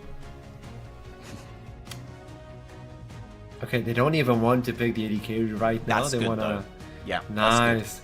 It's tricky. It's good into the Ezreal, right? And it's also Gordino's second comfort pick after the well.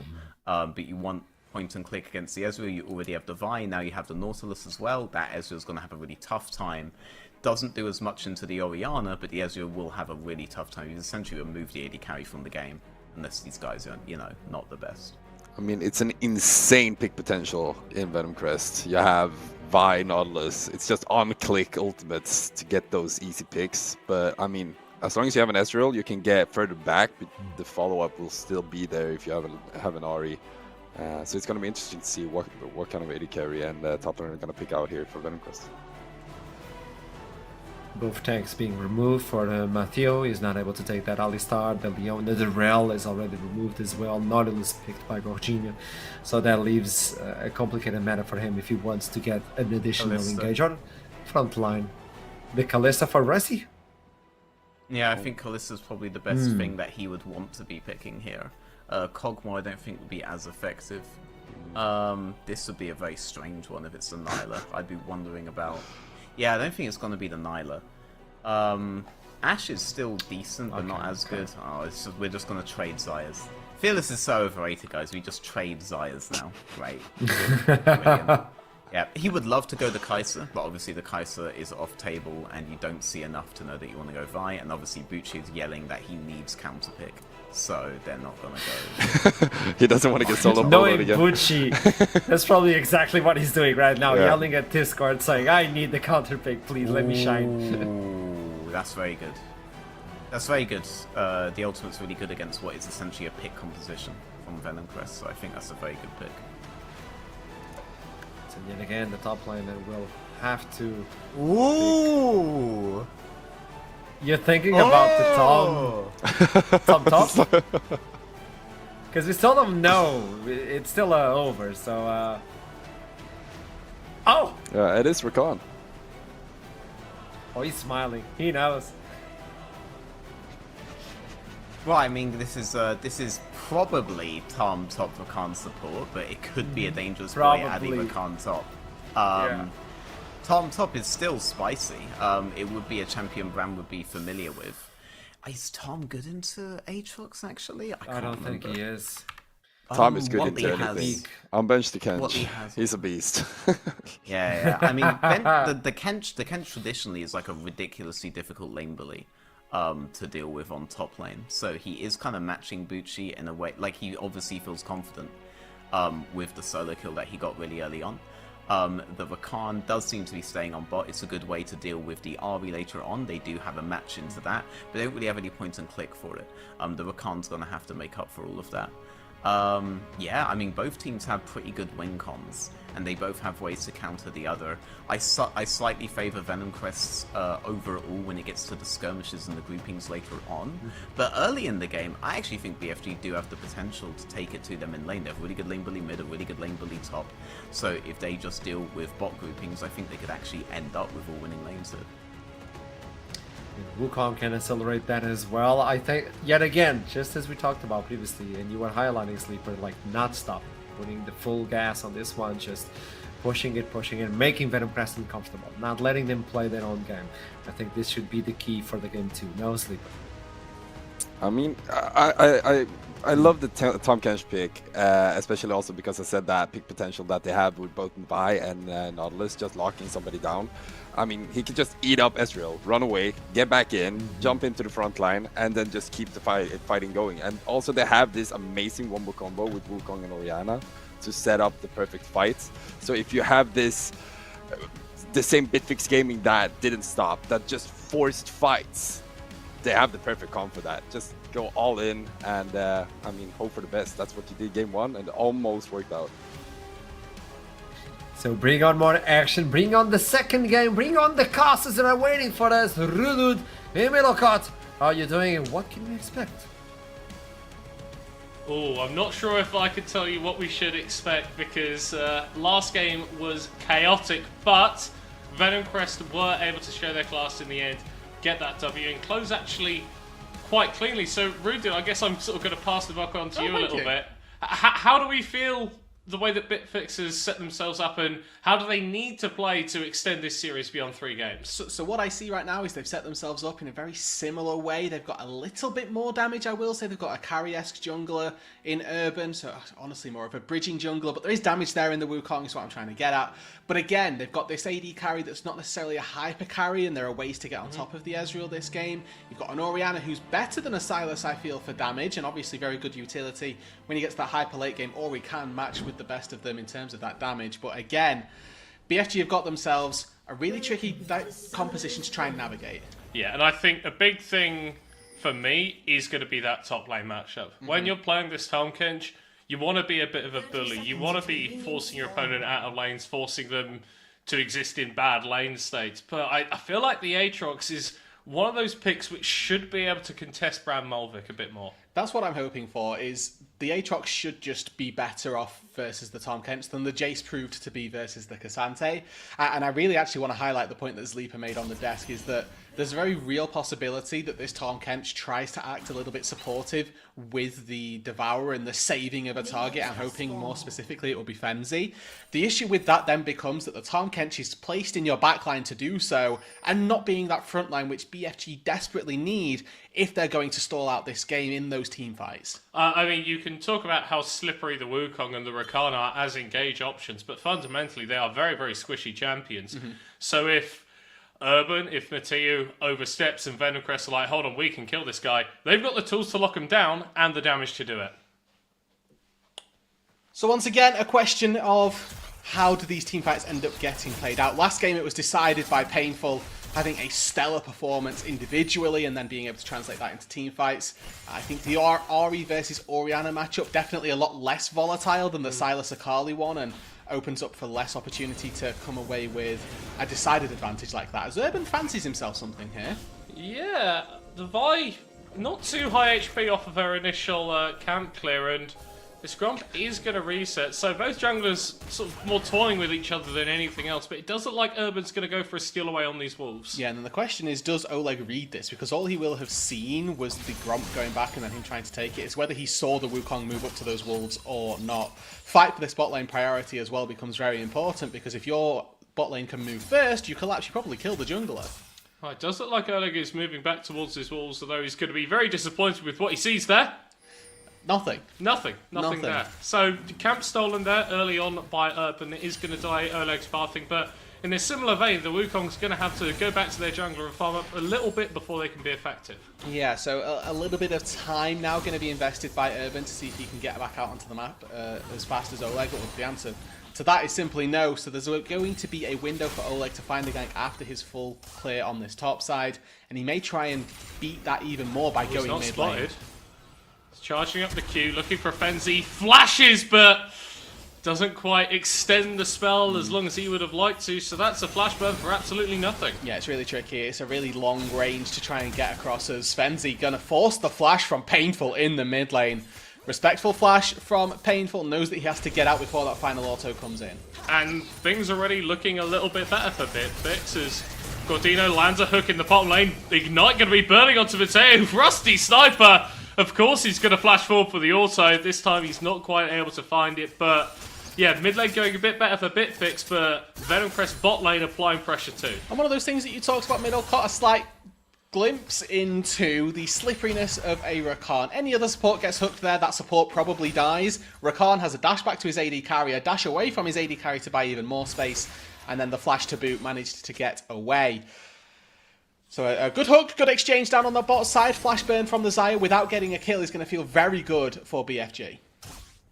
Yeah, obviously with that teleport is able to come back into lane and not miss out on too much. And actually in terms of itemization, technically ahead of Frenzy right now. Top wave, in a bit of an awkward spot right here for Bucci. You can't really get assistance from a gank, but he's also setting himself to potentially get ganked here. Gordino moving into the mid lane. Frenzy has the fancy feet, just about able to dodge away from the hook. Levels up to get that bonus HP, and he is A-okay. Yeah, he's playing a spicy game in that mid lane, really wanting to hold on to that flash and keep it just in case of that level 6 marker coming through. Or rather, for when that level 6 marker comes through, it is an inevitability, but that flash is going to be so valuable trying to evade the Vi-Ahri duo. Now that lockdown that the Nautilus provides can be lethal against something like the Rakan. We said that the mobility got him away, but he almost nearly died there. Rusty Sniper now in a bit of a rough situation for himself. He's going to have to get on out of there as Chrisberg Arcane shifts forward. There's nothing available for the Xayah, and Rusty Sniper gives away first blood. Excellent capitalization from Bitflex. Yeah, and the question becomes, why is Rusty Sniper there in the first place? Trying to find a catch onto Mateo, trying to have Gordino link up with him. But again, just a little bit of missed information, the timing not quite right, and Rusty finds himself caught out with nowhere to go, burns the barrier as well, still falls down. Big pickup for the Ezreal, obviously not been going too well in that laning phase until then, but manages to get a free push under the turret, a free kill as well with first blood. This reset's going to feel really nice because this whole wave is going to crash underneath the turret, despite Gordino's best efforts. He gets a reset and then gets to come back out with an item advantage. Well, it's not quite 0-3 by 6 minutes, but Rusty Sniper definitely showing the various elements of his gameplay, which so often we praise, but I feel aggressive tendencies. The aggressive tendencies, very diplomatically put. Frenzy here has that flash available, ultimate there too, and Oleg decides that over-aggressing is not a good thing to do. Brilliant charm from Painful to stop the attack from Urban, as now Gordino looking for an engage himself. Oleg punches down the Wukong. The clockwork wind-up not enough as Painful looks to finish off the Orianna, dodges away from the grand entrance and gets out of tower. Beautifully played. Yeah, it's a rare instance where walking into the turret is the right play, but Painful finds the instance wonderfully there, dodging away from Mateo's knockup, which would have left him stranded under that turret, susceptible to going down, and Venom Crest once again playing on their limits. Oleg goes back in with about 100 HP, but knows he's got the damage and got the HP to get the kill and get out, surviving the burst from the Orianna that had left in her kit. Without a kill going down toward Bitflex, Venom Crest find themselves 2 quick kills. Yeah, Bitflex, though, they do have a little bit of a timer for themselves to start up the grubs. Gordino is on the top side and is moving towards this objective, which I think is why Bitflex have decided they're just going to go one and done. Early game definitely not going as badly, though, for the Norwegian organisation as it did last game, although Fenzi looks like we're getting a little bit of a repeat of things onto the Oriana. A couple more hits will finish him off, but Venom Crest can't quite provide them. Not going to be another kill onto the Oriana, but still so much pressure being applied. And it's going to be a wave crashed under the turret that will be denied. A little bit of a awkward hook from Gordino there. A hero minion, it must be said. Definitely a blue side minion there. Keeps Fenzi alive as he's just barely able to tank the damage and walk away. Oh, as good as things have been going in the mid lane, they're not going great in the bottom lane. Ultimate used by Bramelvik on Subuchi, and as we theorised, the Aatrox is having a pretty fine time at this top lane. Yeah, and again, just a little bit of misexecution on that top side. I'm not sure what you would call putting out the Devour, but now without it on this top side, very susceptible. Yeah, you just press the buttons, you just kill the top couch. Yeah. Already put that TP, so this is going to translate into an even bigger lead for Bucci. And yeah, the early game is not going as bad for Bitflex, but still not going great. You can already see the power of those 3 ganks it's been in the mid lane is this level advantage for Painful. He's just caught more waves, has more experience, and is going to be stronger in these trades if they're able to find them just objectively better. With the Dark Seal already stacking up as well for Painful, you can expect to see that book getting started at some stage. And the clone to get over the wall, so no danger really that Urban faces, but it's worth pointing out the items that we're seeing from Fenzi as well. That Null Magic Mantle likely to be built into the Merc Treads with the abundance of CC that Venom Crest have. It'll certainly go a long way. So, the game is set up in quite a nice spot for us, Broodtooth, because if I'm looking at the gold totals, I'm seeing top side doing very, very well for Venom Crest. We've got like a 1k lead on Bucci, 1k lead on Painful. But then if I look in the bot lane, I can go, okay, Chrisberg, he got that first blood. He's been stacking up his tier fairly nicely, and he's building a slight advantage for himself. How's he going to be interacting with that top side, and can he do enough to bring Bitflex into a more confident point of this game? And the only person that can answer, can he do enough, is going to be Chrisberg. The thing that he's going to be looking to accomplish, I guess, is get to that 2-item spike where we know Ezreal can be really strong. And then versus a Vi, versus an Ahri, any AD carry is going to have a bad time, but Ezreal is the best positioned to be able to deal with them. Going to be looking at the buffering on the Arcane Shift. Can you get out of the Ahri and the Vi combo? There's a distinct timing that Ezreal can Arcane Shift when the Vi ult comes down, so you leave her in one place and you position yourself those units away. So if Chrisberg can get away with that, maybe he can try and super fight in this game. I like super fight. Super fight. Yeah. Okay. Not just fighting, super fighting. Super fighting. Yeah. All right. If game one's anything to go off, he's going to need to. Well, yeah, absolutely. That was a pretty brutal game, but he's been doing all right so far. Rusty Sniper going to get knocked up under the tower. There goes the ultimate, dodged away from by the feathers. Cool. Urban has just been waiting in the wings the whole damn time. And they're winning this 2v2 down on the bot side. If they were losing it... Oh no, have you seen this before, Rudu? Have you seen this before? Flash charm this time into the Q, into the ult, into everything. As Fenzi falls into the dirt, and now Bitflex are looking for a little bit of a dive on the bot lane. Mateo is all on his own as Rusty Sniper's able to get the kill. Gordino is surely going to be dropping down here to Urban, but that dive could have been executed a hell of a lot better. Yeah, just a little bit impatient there. They wanted the kills, which is why they rushed it and why they went relatively quickly. Rusty Sniper reads the flash from Mateo, flashes away from that Charm plus Grand Entrance combo, keeps himself alive, and importantly gets to keep a Summoner spell in that barrier as well. Now, they do lose out on one wave, but this is a much better outcome than what it could have been if they'd have both been killed and lost 2 waves.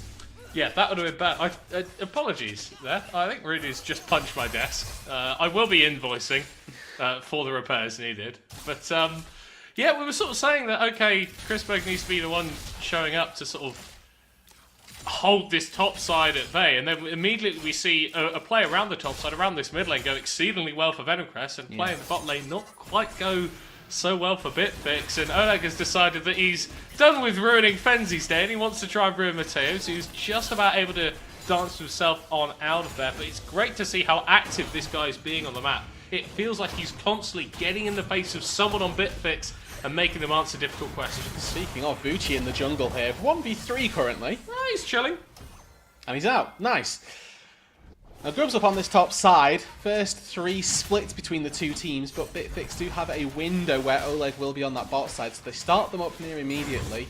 Urban fancies himself the crab as well, and with that smite being used, he's going to need to wait 15 seconds for that second charge to cycle back round. Yeah, I mean, Bucci does have the ultimate here. He's got Black Cleaver completed as well. He absolutely can get involved in a skirmish here.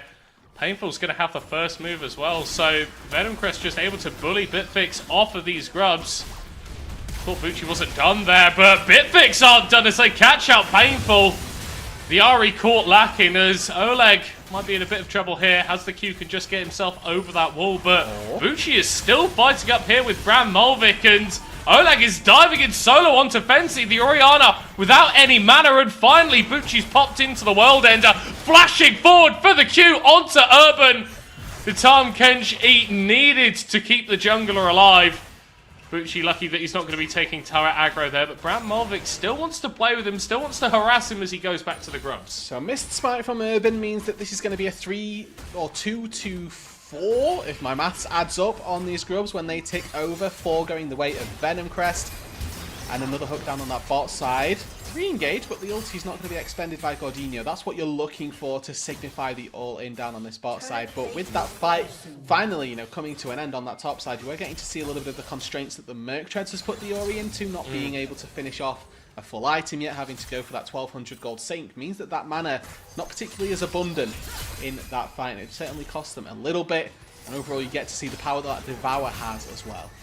Yeah, but again, it's another fight for the Venom Crest top side, which went pretty damn well. And yeah, Chrisberg, very great AD carry. He's doing all that he really can in terms of his lane, but the differential between him and Rusty Sniper hasn't grown in the last 5 minutes, whereas the rest of the map is starting to accelerate away from him. Urban starting up the dragon here. I think you're going to need to get out of that pit short and sweet, bro, as 4 members of Venom Crest are in the area. There is an opportunity for them to take this fight. Relatively, Rusty Sniper is quite weak where you've got Chrisberg sat on that Trinity Force. They might try and look for this fight.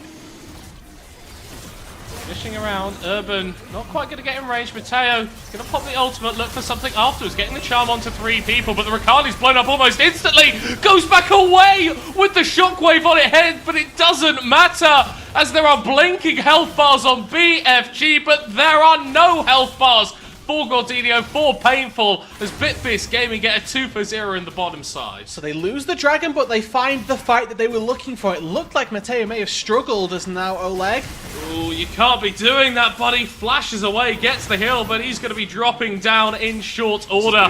Urban CC'd. Bucci looking to end his world here. A couple of hits with the Darkened Blade. That's one reset coming through. Chrisberg, though, has a fair bit of damage here on the Ezreal. He's able to do it up against the Aatrox. Mateo doesn't find the knockup. Bucci finding his, though, as he's able to take out the Ricard, and he's still standing. Will finally fall down to Bram Molvik, as Painful now might be in trouble. Arcade shift forward from Chrisberg, and it's more kills. An absolutely chaotic fight in the bottom lane, as Chrisberg has to pop the barrier. Rusty Sniper looking for Fenzi. The interrupt on the Tahm Kench dash, as he just hits Rusty Sniper in the head with his tongue. That Heartsteel proc, so damn satisfying, especially if you're a fan of Bitflex Gaming.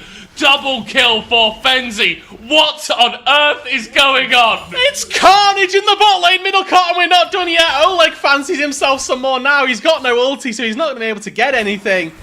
I'm not going to bother trying to figure out how many kills that was, but it felt like Bitflex came out very heavily on top of that fight, getting a lot of kills on Chrisberg and a lot on Fenzi as well. And again, we're getting to see the nuance that this Tahm Kench top lane is actually providing them. It saved the Ezreal. It managed to peel away a little bit for the Orianna, and then it was able to dive the turret as well. I don't think there's anything nuanced about a giant catfish with a 3-meter long tongue coming at you and attacking you, but go on then, mate. My bad.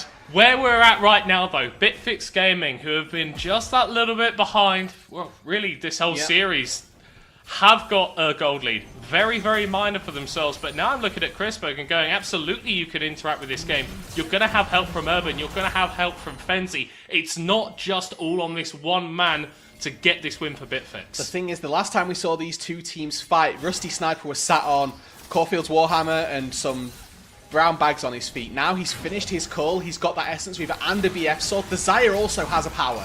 Oh, Oleg, that's potentially a little bit too far forward. They're able to get the charm down, shut down onto Fenzi. The ultimate came too late to save the mid laner of Bitflex Gaming. Painful, going over the walls to his heart's content. And just like that, Venom Crest tear away the hope that Bitflex Gaming had gained and take out 4 kills, only losing their jungler. And plain and simple by the numbers. Venom Crest have 5, Bitflex have 4. They forced the fight, and this Tahm Kench that had been really powerful in the bot lane skirmish had nothing to do with it. Couldn't devour the Orianna. Fenzi gets pretty much eviscerated without being able to do that damage we know an Orianna can. And the follow-up onto Chrisberg is there. A hook from Gorginio finds the Ezreal, catches him off guard. And all the hard work that Bitflex did down in the bot side, they're going to need to do again. Still though, we've got that, oh, hello. Has ulti. Fran Mulvik, you're just kind of 1v1ing Rusty Sniper. Oleg is going to be able to turn up, but he's just killed the enemy AD carry. Completely ridiculous as...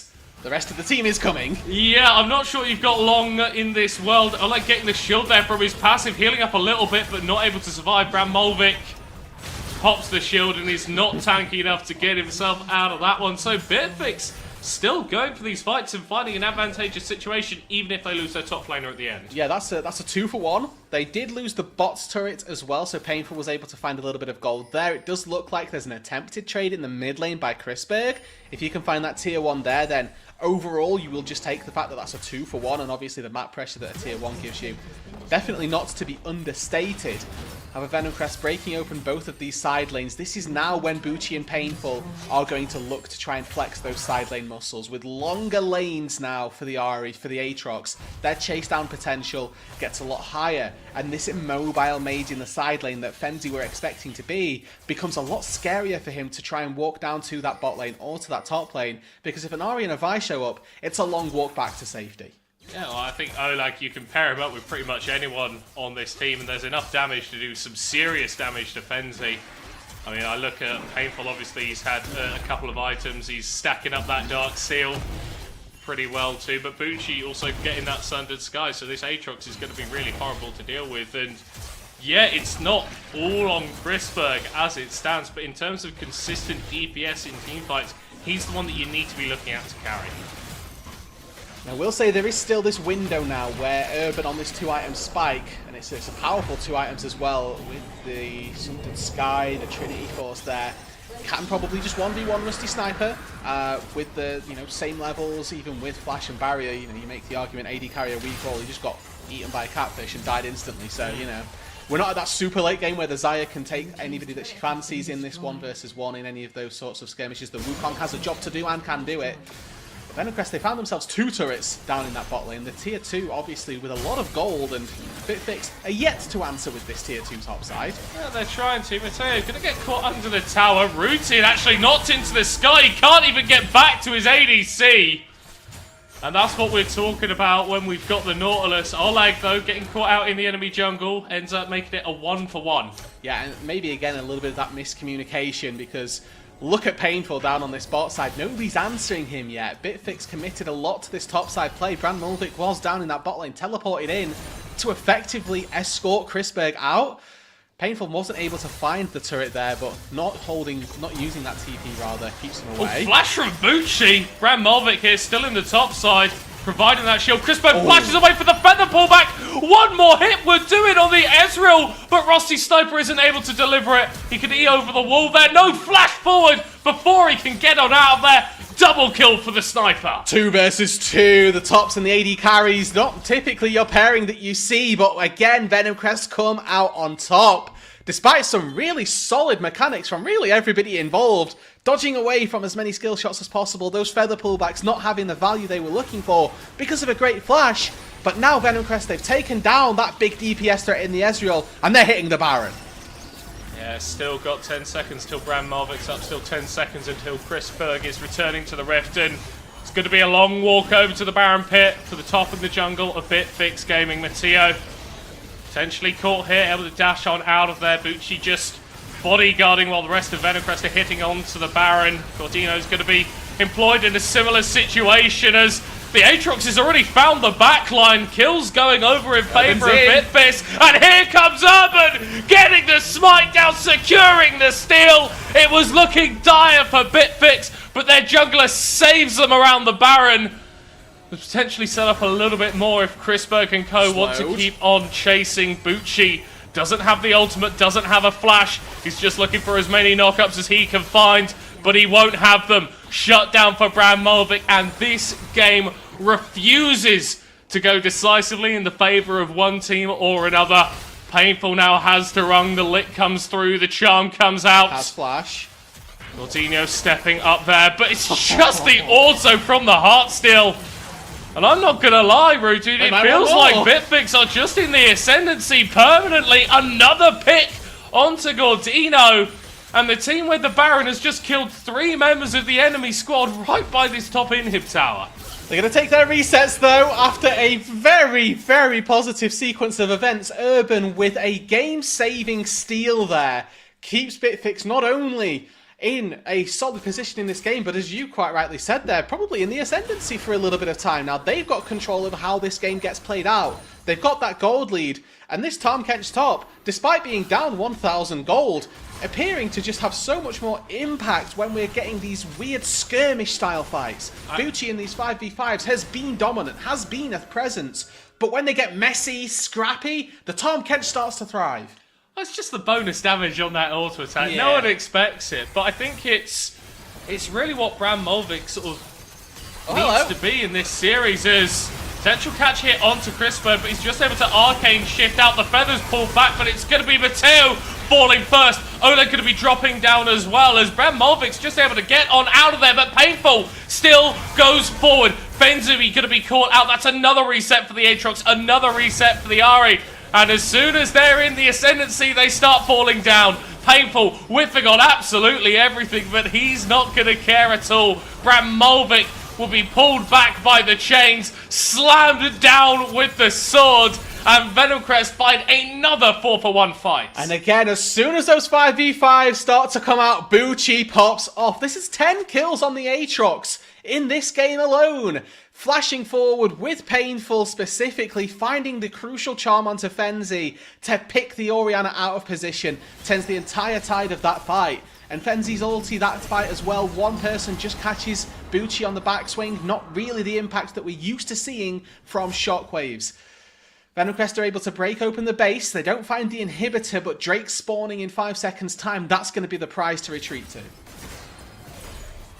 No soul, because of that earlier mountain taken by Bitflex, but an Ocean Soul point, given how long these fights seem to be taking, given how scrappy there are, seems like a good idea, as Bram Mulvik thinks it's a good idea to jump on top of Painful. The rest of Venom Crest are saying maybe not such a smart call from yourself, as Northwest Assault going to be invested onto Urban here as Bucci is just going into the backline trying to wreak havoc. Double shockwave as Painful drops out of the question. Bucci going to be falling as well. The healing comes out, but it's not enough to keep him going. And Bitflex Gaming will swing the pendulum of this game once more. This time they're the team with 4 kills, and they're the team that's going to get the objective. Urban secures an Ocean Drake, and Bram Mulvik, Tahm Kench knows best. TP's in, face tanks everybody, refuses to elaborate. They find 4 kills, and Oleg is probably going to be a 5th, unless he can work some wondrous find with this Vi in the queue. Maybe plus Blue Smite, he might be able to get his way out. That looks to be the case. But again, as you mentioned, quite rightly, I think the pendulum is now in favour of Bitflex, and the question for them is, can they stop this from being a pendulum and maybe start to push this ball into their advantage, into their side of the court, and keep it going?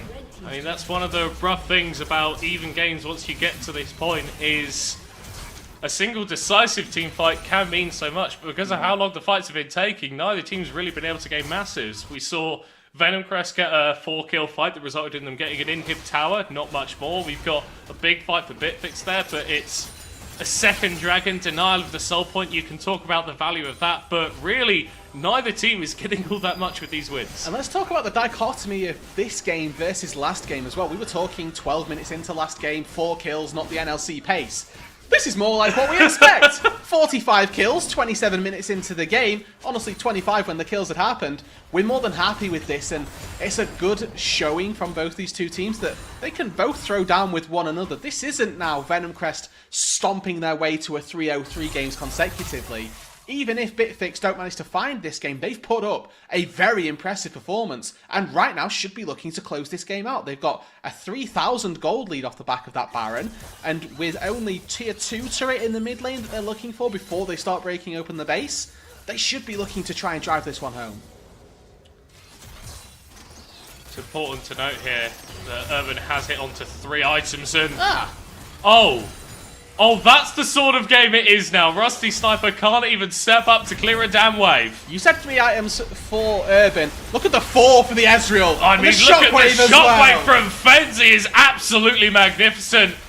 Gordino going to dive in, be the sacrifice for his team, but Bitflex, they're in the ascendancy and they don't feel like stopping. Yeah, time to head toward that Baron. Instead, they're going to escort this mid wave in. Fancy the chances of taking this down as well. And in a 3 versus 5, I absolutely back them for it. They just outrange. Ezreal poke is really scary at this stage. Those 4 items for Chrisberg, and he can tell, he can feel it. The mid lane inhibitor falls. Baron's alive, but that's going to be an afterthought. Yeah, and I love the recognition there from Bitflex. Not going, oh, we'll go back to the Baron, we'll secure the objective, going...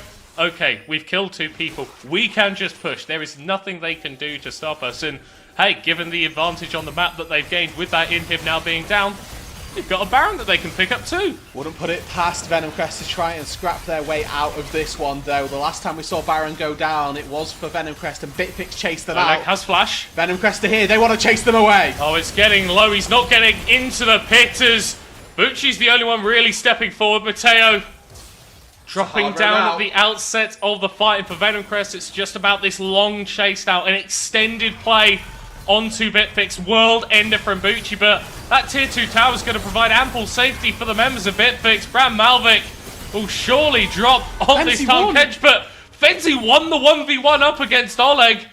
They're going to invest a TP now to try and catch up this Oriana. She's not going to be able to escape in time as Painful is going to pick up the pieces, but Venom Crest, sloppy play on the back half of that Baron. But again, what did they get from it? They found 3 kills. Now it's only Chrisberg and Urban that have got that Baron, so trying to side lane with this, not going to be as easy. Your ideal situation for Bitflex from this is being able to put one person bot lane, the rest of the squad go top lane or vice versa, and start breaking down the rest of those inhibitors. Now that becomes a lot more tricky. You can't really leave Chrisberg to side lane on his own. You can't really do that with Urban either. So you're only going to have 1 lane of Baroned up minions. And honestly, for Venom Crest, finding those kills and only losing 1, maybe 2 on the back half of it is very profitable. And it's not like Bitflex can have got anything on the map static that they can really push for at the moment. That mid inhib is already down, and I don't think that unless you find a pick, they're going to be able to pick that one up. That dragon, which we're all posturing around in 30 seconds time, yes, if you get it, that's going to be great, but it's a soul point. It's not a soul. There's not too much power loaded into that. And I like that point as well, because neither team is compelled to go to this Drake. The way this game has been going, soul probably not going to be a thing. We're really on that breaking point now, where we've got bases broken open, that 1-1 win means the game. Okay, we're all leaning onto the Tonk Edge. Not usually a particularly smart idea, but Bram Mulvik doesn't even get a chance to press his shield. Big pick here for Venom Crest as the dragon spawns. No enemy top laner for 40 seconds. So no cease and desist. That Viality, that access to the backline is down. Chrisberg and Fenzi now a lot safer, but Bucci can still look. Ooh, that hook, if that had connected, could have been big from Gordino. It's all about that poke now. Can Chrisberg find the damage onto the correct members? Bucci, half HP. I mean, that's a good way to start. Painful's going to be coming over the wall instantly straight back, but it's re-engaged from Bitflex as Bucci gets into the backline, and there's nothing that Chrisberg could do. In an instant, Venom Crest pull the trigger and tear apart Bitflex Gaming. It's a slaughter down on the bot side. Venom Crest starts out strong in this game. They have a shaky midpoint, but in those 5v5s, as the story has been through this game, they come up trumps. Bucci's teleported to this top lane. They have a wave there. 30 seconds still on Chrisberg. 25 on Fenzi. One wave against a Baroned up minion wave as well. It's tricky to go for this. It's probably just an inhibitor. Yeah, I mean, they had an open inhib in the mid lane, but they have decided that they can go for a bit more of a gutsy push on this top side. Yeah, like you're saying, still a little bit of time until Chrisberg and Fenzi rejoin the Rift. There isn't a position for a teleport ward if Bitflex Gaming were thinking about that, and still 32 minutes into this game, I am none the wiser of who's going to win. No, it's just so tricky to call, and Venom Crest in the clutch, clearly able to find those engages. Fenzi got popped in that fight, and the resets coming through. Bucci and Painful easily able to chase down an Ezreal. There's only so many dashes that he gets during a team fight, and Painful's unfortunately number, his was quite considerably higher when trying to close that gap. We're getting to that point now where item breakpoints are becoming less and less important, but it's important to register once again that this Ezreal sat on that BF sword. Once you've finished off probably the Bloodthirster, it's going to be even more difficult to try and take them down, but Rusty Sniper's just finished off his quick blade, Flicker Blades even. So getting access to that Xayah becomes even more tricky. She's got more roots, more uptime on that Deadly Plumage, on that increased DPS. Also, 100% crit. Yeah. Just feels so nice in a team fight. You can make do with 75, but every so often, one of those autos that needs to be a crit just won't be. Now, Rusty Sniper is almost fully unlocked, still with a little bit of space in that inventory. Calm before the storm, really, it feels like Middlecott at this point. Nothing on the map just yet. Baron going to be the next talking point for these two teams of who's going to try and contest. We've got Soul for Venom Crest, importantly, in 3 minutes' time. That Baron is going to spawn before then. And then the questions really do remain. How are we going to get to those crucial backline members if we're Venom Crest? How do they get on top of Chrisberg and Fenzi? And I'm starting to worry a little bit more for Bitflex Gaming, because I look at this Tahm Kench and go, yes, he's had a lot of value in fights, but he is not getting a lot of gold right now. We've seen a couple of occasions where Venom Crest have had enough damage where they just CC him and burst him down. I actually really like that they're giving the gold seemingly to Urban and then obviously to Fenzi and Chrisberg, because this Wukong, if he's a threat on the Xayah, the value of a Wukong being able to kill a Xayah is much greater. Yes, we'll see if he can do that in this team fight, as once again Venom Crest are going to be starting off the engagement onto Bram Malvik, and once again the Tahm Kench melts like butter. Bucci getting into the back line, healing up with an also, but still will fall to Chrisberg. Flash away from Painful as he connects the charm at max range onto Fenzi. It has been a phenomenal game from Painful, landing crucial charms, setting up for Venom Crest as they might look for a little bit more here. And seemingly the duality of experience. Fenzi holds his flash, Painful uses his to dodge the skill shot. And Venom Crest were pushed pretty damn hard in this game too, but they shall come out victorious and secure themselves match point rather, one game away from a spot in the semi-finals. And the scorecard after this series, however it reads 2-0 right now, and it's not been anywhere near that clinical. No. I think coming into this series, expectations were that Venom Crest are definitely going to be the team that are going to be taking this, no questions asked, but Bitflex are certainly posing them. Oh, absolutely. I think what was most impressive for me is how Bitflex didn't just roll over. I think I was potentially a little bit critical of how in the last game it didn't feel like they were making many aggressive maneuvers, but it felt like up until the point that Venom Crest won that game, Bitflex were constantly throwing punches and Venom Crest were doing well to dodge them. We're going to be jumping to a short break now. Stick around for a third and potentially final game coming up after this break.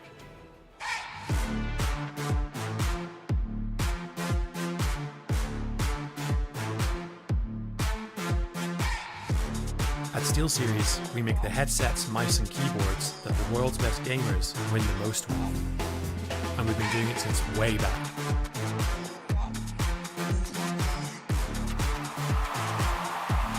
It's up to you how far you go, but whatever you do, go for glory.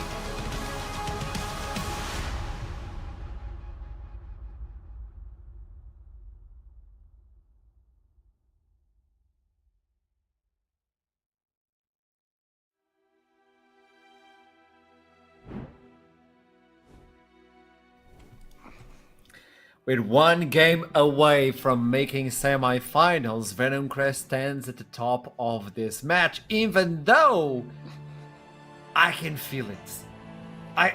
There's a way. I just know there's a way. Somewhere, somehow, there's a way. The bird gets closer more and more often, and I think BFG are looking closer. The game as we go. They're adapting. I don't know. I need to know more. Expectations moving into this game. What did we expect? And how did it translate into the actual What do we expect? Yeah. I mean, they had more lane bullies this time, so they had more propensity to get an advantage. They seem to think the way that they should do that is by being hyper-aggressive all the time. Don't let the enemy think, because they don't trust themselves to win with brains. Which is fair enough, right? Everyone has a plan until they get punched in the face.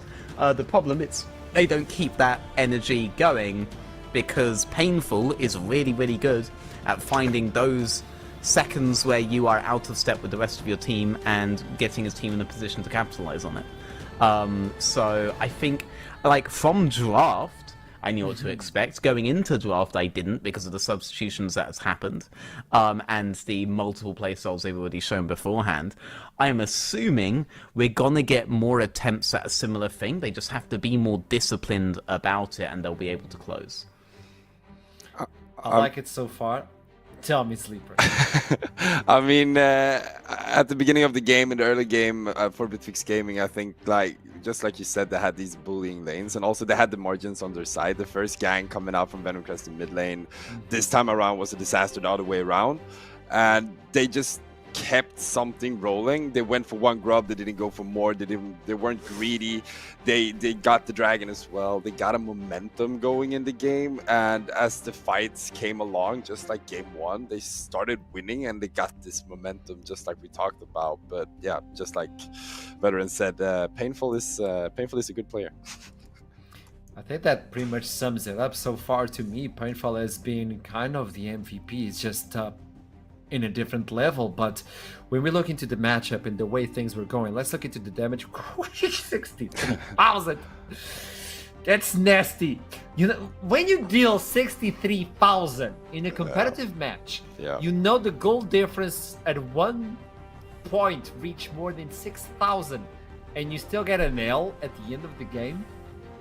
You also know that you're probably playing Ezreal, right? Or Xerath, or some kind of poke champ like that, because there were a lot of objective contests this game, right? There were 5 Drakes taken in total, there were multiple Baron contests, and Ezreal in those situations is going to be able to poke a ton and get a ton of damage out in a position where no one else is going to. Orianna's going to get damage out on that level.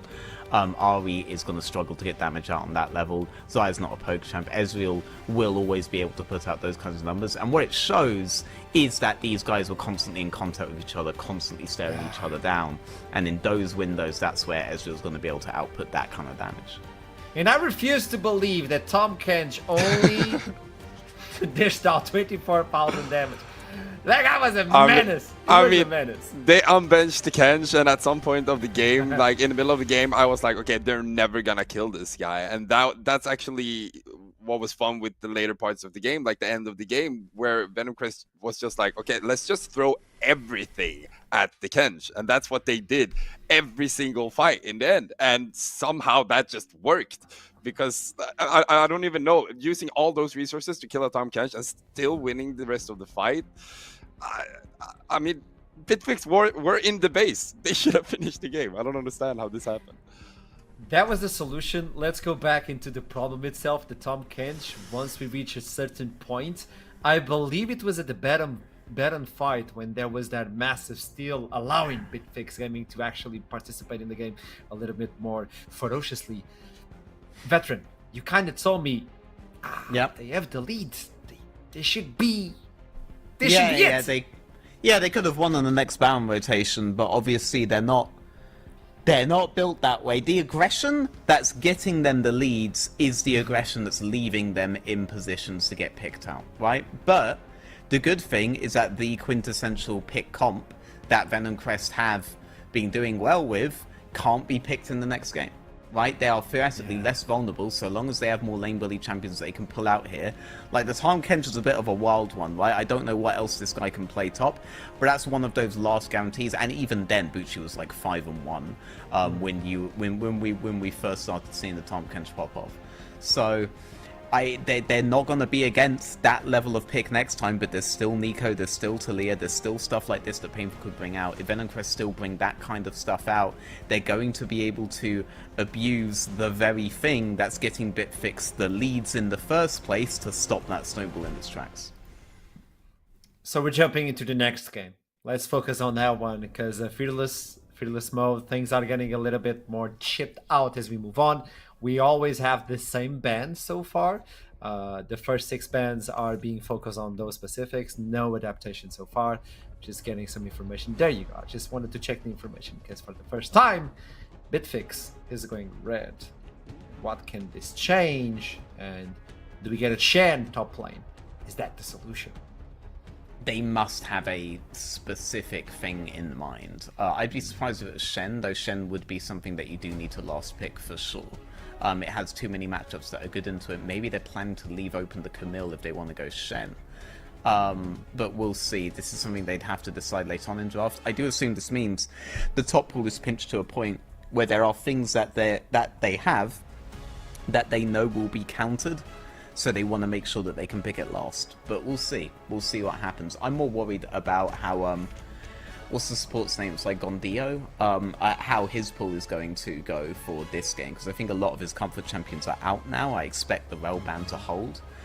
So I want to see how he on Venom Crest ends up adapting as we get into Game 3. I think the series gets harder for the bot lane the further in that we go. Or the more likely that I see Caitlyn. Yeah, Sleeper. obviously, I want I'm you in. gonna Join stay. in. I'm gonna stay a little bit on the same track as before. I think that Braun Molvik in Game 1 and in Game 2 were like the most essential player for Bitflex Gaming. And moving over to red side, perhaps maybe they want to go for counter pick top lane. Maybe they want to bully Bucci because as they were losing the game in Venom Crest, I think Bucci was one of the players that stepped up the most, together with Painful, of course. But you saw him always entering into the backline, and because he got this counter pick and he had this comfort pick that is his Aatrox, they just had more opportunity to find ways back into the game. So I would love to see a counter pick on Brand Molvik and what he could do in top lane with the carry champion. So at this moment, we can look into Venom Crest and specifically say that regardless of how the game state is, there's always someone that can step up. I think that's one of the concerns when you play versus Venom Crest. There's always a carry potential coming in from every lane, correct? Yeah, I think the players are amazing in Venom Crest, of course, but I still see a lot of mentality in Bitflex Gaming, and maybe that's enough in Game 3. But so far, I mean, every time you knock Venom Crest down, somebody's waking them up, and it could be any lane at this point. I really hope that maintains the mentality and the relentless mentality from Bitflex that we are not going down. You can beat us up, we're going to stand up. If they go down on the third game, if they are not able to pull one away from Venom Crest, I seriously hope they go down punching just like they did before, because it's so entertaining, and sometimes you don't get that many often in League of Legends no more. People just kind of put their arms down and say, okay, I give up, just move on with it.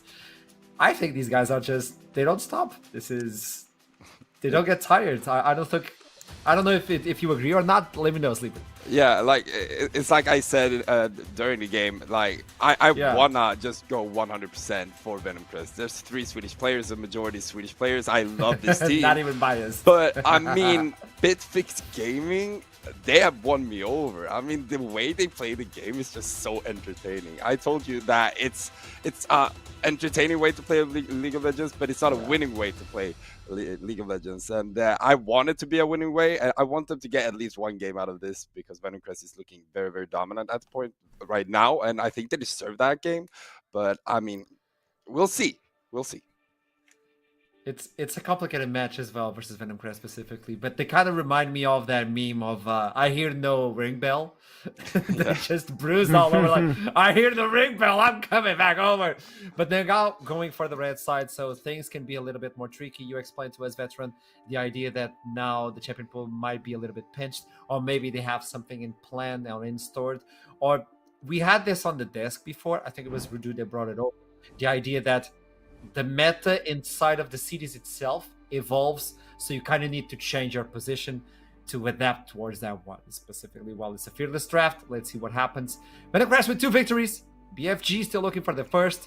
We know that Camille, we know the Aurora, we know the Scar on it as well.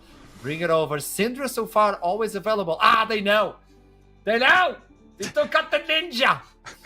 They know. Yeah, I mean, the Shen ban, remember, the Shen, when it was picked, was not picked by Bran. It was picked by its predecessor, Nice Guy Ben. So it's not necessarily a Bran pick. But yeah, I mean, it's a possibility, and maybe they're just nicking notes from the desk, in which case, guys, you need to have a longer delay before we go into draft here. Yone ban's a good one. That's one of the best blinds that you can do right now. Very few things straight counter it, and I'd be surprised if Fence is practicing any of them. Aurora ban's a mainstay as well, so low mobility champs are more viable with that. Let's see where the rest of it goes. I imagine the Rel ban will remain. It's the Camille one that I think they might levy, and the Viego ban's down. So if the Rel one does indeed remain, then it has to be next, in which case Camille is open. If they give Rel over to Gordinho, I think that's a big mistake. Yeah.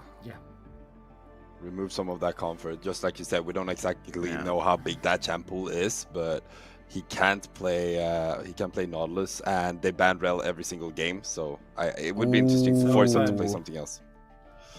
Camille and Rel are both open here. Yeah, Skarner ban is actually kind of a necessary ban at this point. I think Oleg's played it a lot as well already in the tournament. I think he's played it 3 times. Ooh. They haven't picked Braum yet, so yeah, take the Rel if you want. We have the Braum, whatever. Well, that explains the Aurora ban, right? It's a really good Aurora ban to then go Ashe first. Also, Oleg would have played it in, I think he plays Prime League Div 2 qualifiers. I think he played 3 games of Skarner there, if my memory serves me properly. We've seen Ahri Vi. Now we're getting Lee Sin Ahri. I hope Urban is a Lee main, in which case this is good. And obviously, difficult time for Ashe here. Really easy flash burn for BFG if they catch out Ashe with this duo. Yeah, I think that in the last game as well, Venom Crest, the jungle mid lane duo, how they synergized worked really well for them. And this time around, we're going to see Bitflex trying to execute that same comp. And if they can, perhaps that's the way for them to play, to take down Painful a little bit, make it more difficult for him to get resources. Maybe that's what they're thinking.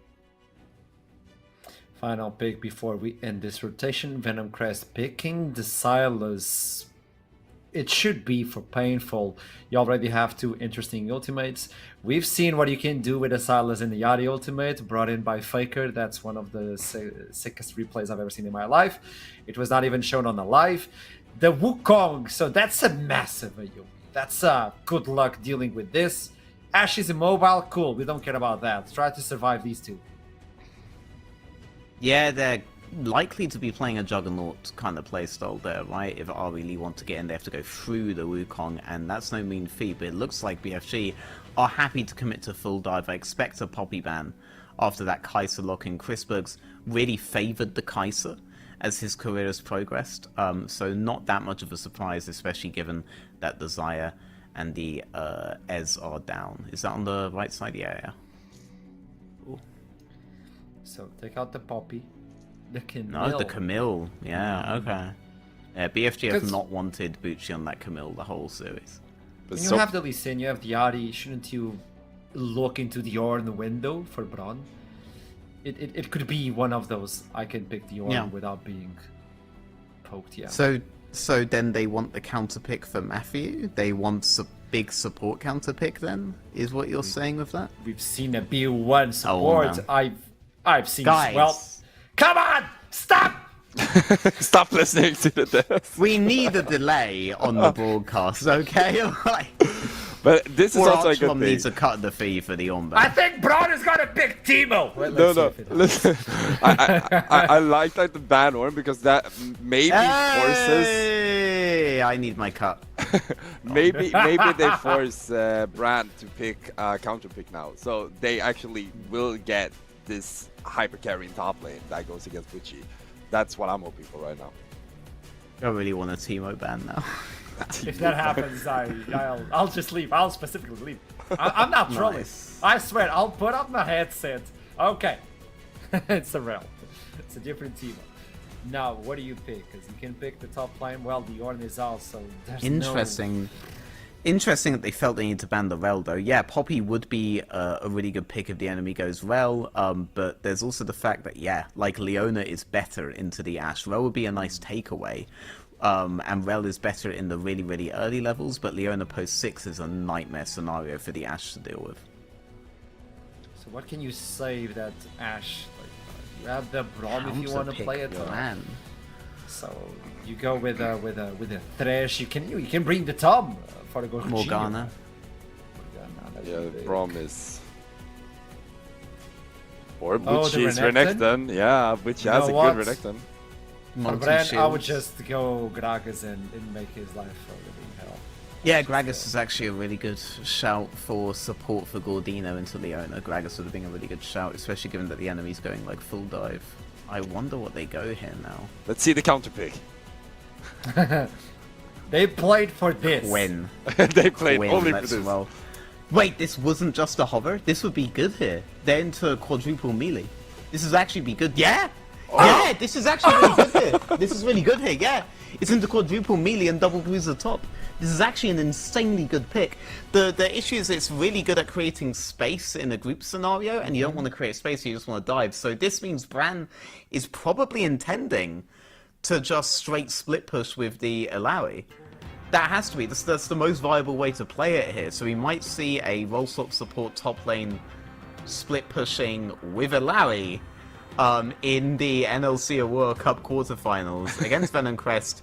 Potentially last game, if you're gonna go down, there's no hiding anything at this stage, right? Yeah. There's no hiding any. You don't get past this stage, and there was no point in hiding anything at all, right? So yeah, if you have that clutch Alawi pick, slam it in now. Let's see, it's a good scenario for it. They all have to go into, except for the Ashe. Then if you just keep the split push going later on, only things vulnerable into you will match you. I think it's really good here. I think Bran has a lot of potential with this pick. I'm really excited to see it. So far it has been peak League of Legends. Tell me, Sleeper. I just love that they put the same faith in Bran as we did. We were like, okay, we need you to do something this last game. And they were like, okay, we will give you the chance, even though you're a substitute, just coming in. Nobody knows who you are. You will make a name for yourself. And they give him Alawi, and let's see what he can do with it. Yep. And let's Let's notice how aggressive, by the way, their composition is. It's a split pusher, and then it's like a full dive team on the other side, right? Like, both sides are going all in all the time. This is not going to be, we vanish Baron, we vanish bot, we vanish and try to play map that way. They're all going in all the time. That's what they want to do. They want to attack them at multiple points at the same time. And if they try to do it with the Alawi, well, we'll catch you out in jungle. They have all the tools with which to do it. Bitflex are not going to go down without a fight. This is a bloody game that we are about to watch. One match away from bringing Venom Crest into semifinals, but BFG are like, I hear the ring bell. Bring it on, baby! So let's bring on the casters for what it could be the last one of the series. Or maybe something interesting is about to show up. Tell me what's gonna happen! We'll do it! Not even Milk outside. Not even. Sorry. I'll just go. Thank you. So, you don't have enough space there to get off shot. He does! Thank you! Welcome to the NLC solo cast. My name is Rudude, and today I'm going to be introducing my second guest, because if I had to play-by-play, nobody would watch the stream. Middlecourt! Hello, everybody. Hello. Wonderful to be here. I'll tell you what, that cast that you had for the last 2 games was absolutely shocking. Yeah, well, that's why I brought you in. Excellent, I needed you. Excellent. We'll rectify the situation. Big game here for Venom Crest, but I'd say slightly bigger for Bitflex. Bigger for Bitflex, yeah. If they lose, they go home, effectively. So they want to try and turn this series into just that and make it so that they haven't just been 0-3 their way out of the tournament. Of course, they ran Swiss the hard way as well. It's worth remembering the journey that these two teams took to get to this point in the Swiss stages or into the bracket stage was very different. Venom Crest 3-0'd their way here, not dropping a single game.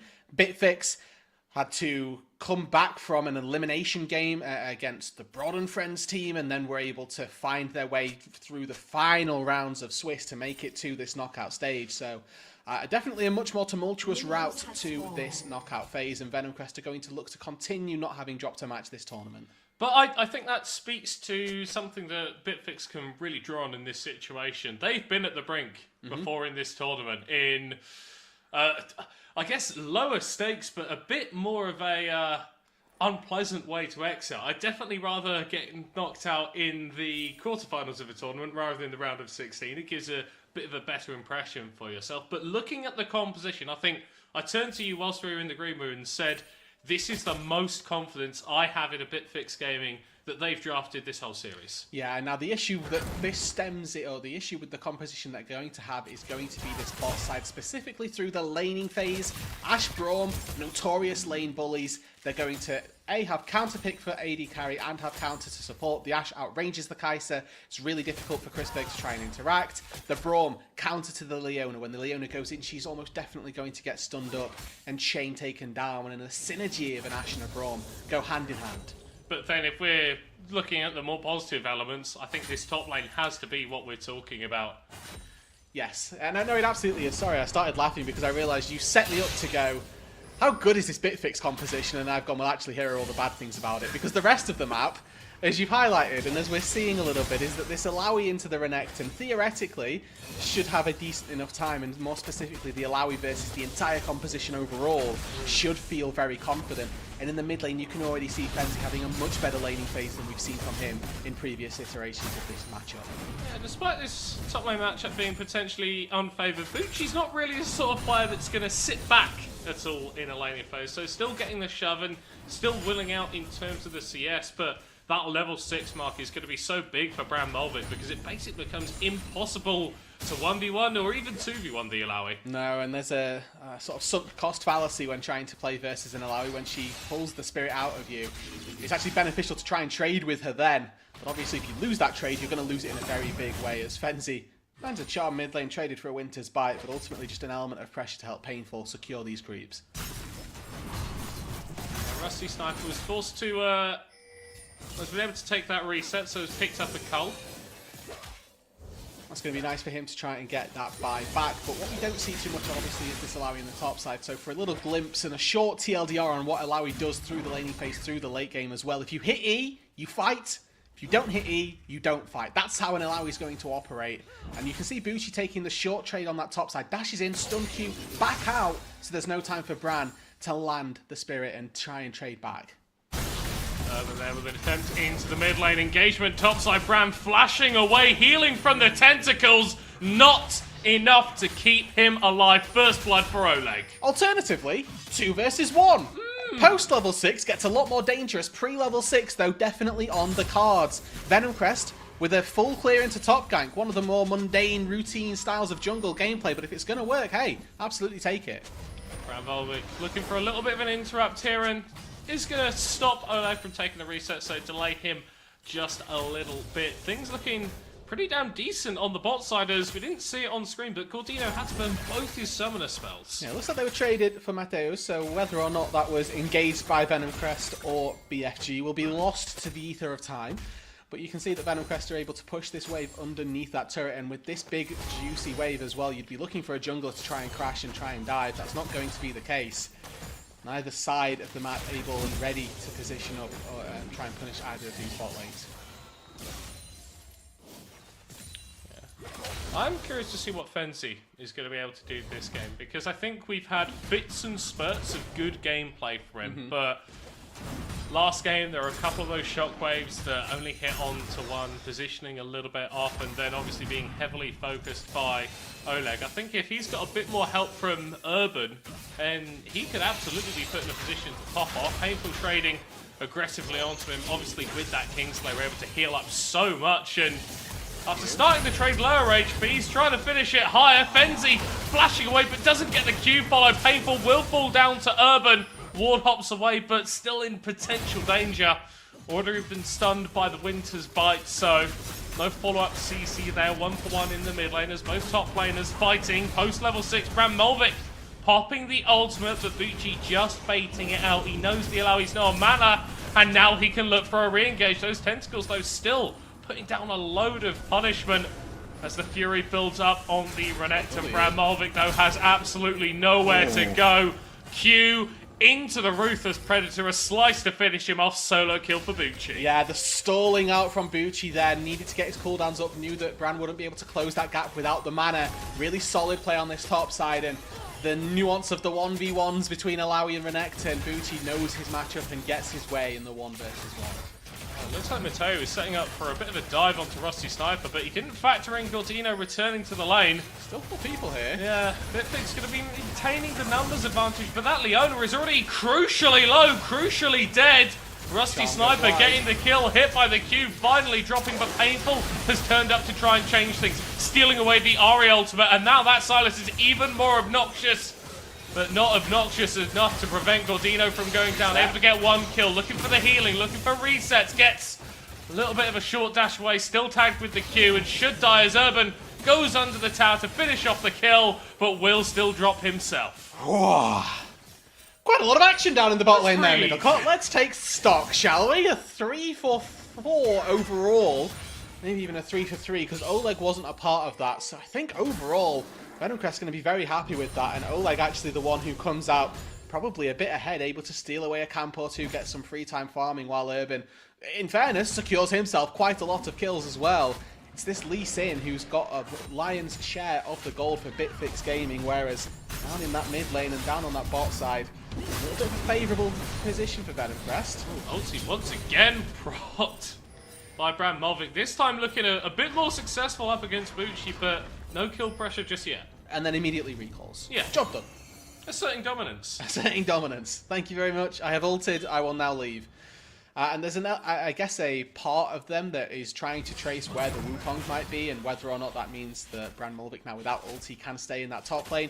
Going back, topping up on your resources means you're more likely to survive in that 2 versus 1, but worth mentioning that whilst we're seeing all of these positive trades for Bran, the gold is not going his way. Yeah, not in the slightest. 1,000 in the advantage for Bucci, which has been pretty consistent theme for this series. The only lead on Bitflex Gaming being held by Urban, their jungler, and I think that Lee Sin out of the bridge junglers, if you keep fighting, can be a carry, but there's a reason we call them bridge junglers. It's like they're strong for a bit, but then you kind of need to get over them and someone else take over the job of carrying.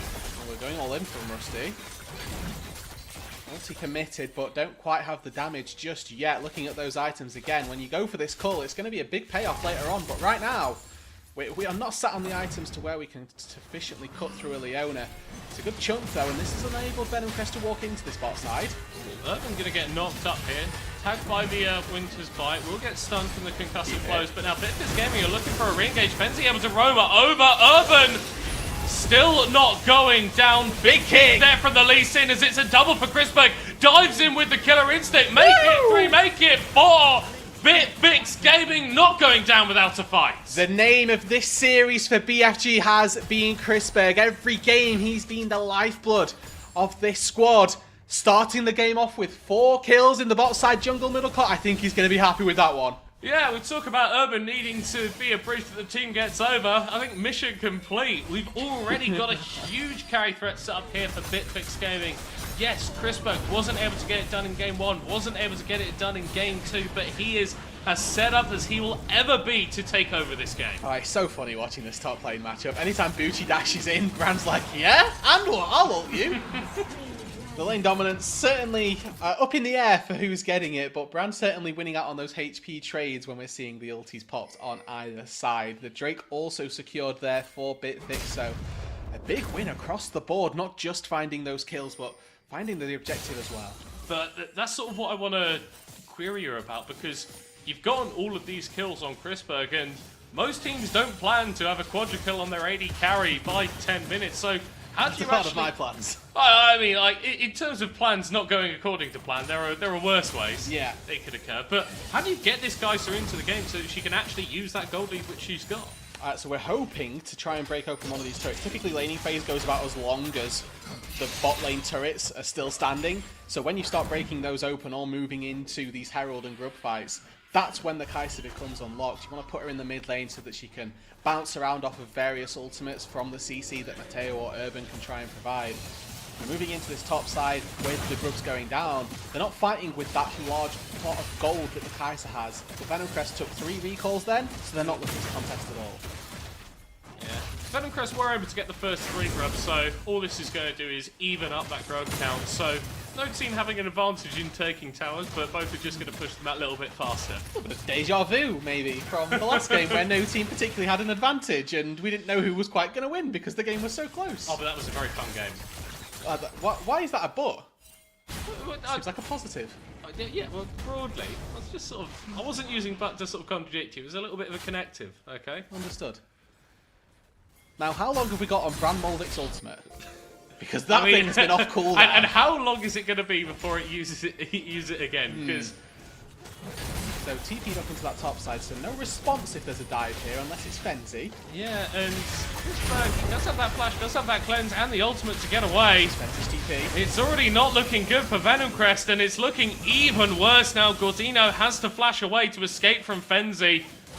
The Ahri still has a little bit of mobility left. The flash invested. The Q going wide. The slow from the Winter's Bite. Not going to be enough to save Gordino as the charm comes down. And Bucci getting absolutely manhandled by Bran Molvik in top lane. It's a 4-for-0 across the map. What we didn't see was Urban solo kill Painful in the jungle. There was an attempt at a roam, an attempt at a follow from Painful, but he wasn't able to get away with it. Urban caught him out.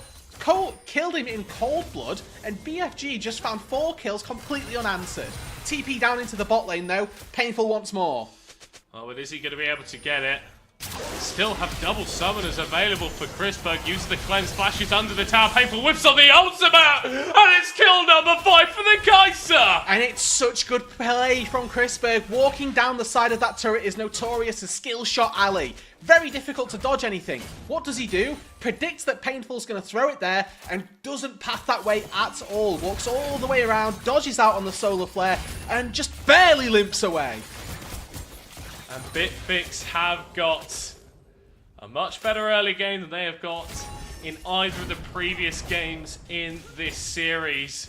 Game 1 was decisive from Venom Crest. Game 2 was back and forth, but in Game 3, it's BFG with the 3k gold lead, and as things stand, it's BFG who look like they're going to be killing the enemy Nexus.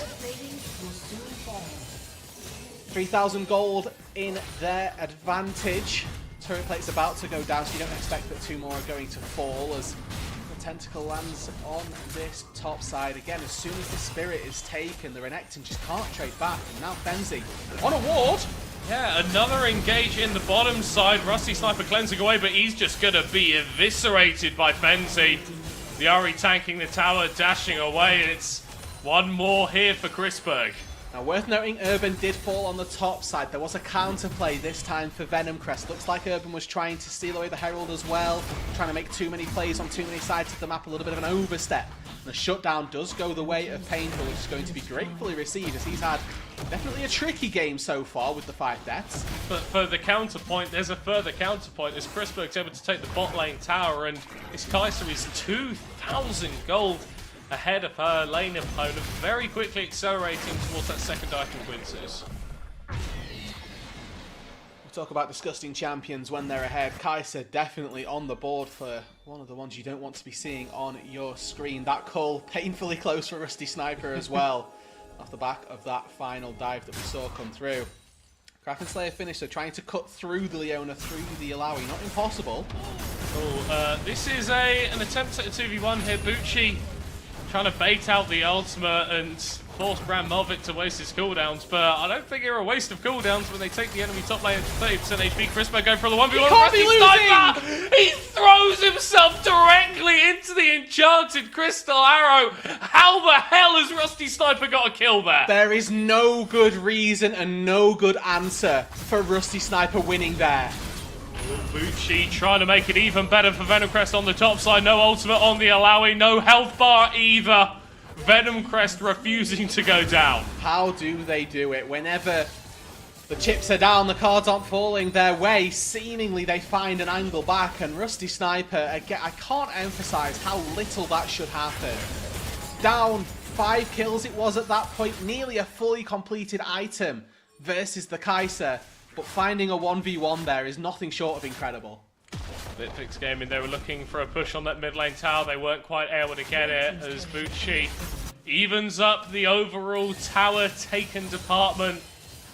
As Venom Crest now scarcely 1,000 gold in range of Bitflex Gaming, and just feels like a little bit of an outrange difference. Rusty Sniper is going to flash away. Mateo looking to get down to Jorginho, but the Leona's gone way too far forward, and Bitflex Gaming making plays in the bot lane was good, but making them in the mid lane is just not working out for you.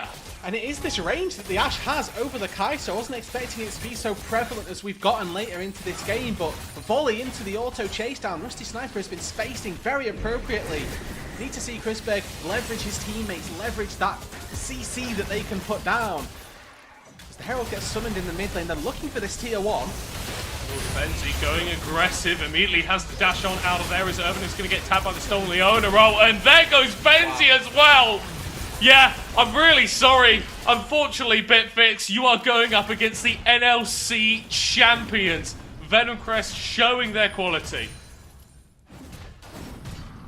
And it's just a little too late from Fenzi and a little too discoordinated. He jumps into 4 people, and maybe if Urban had have jumped in and Chrisberg felt confident to go in there as well, that's a play that you can pull off.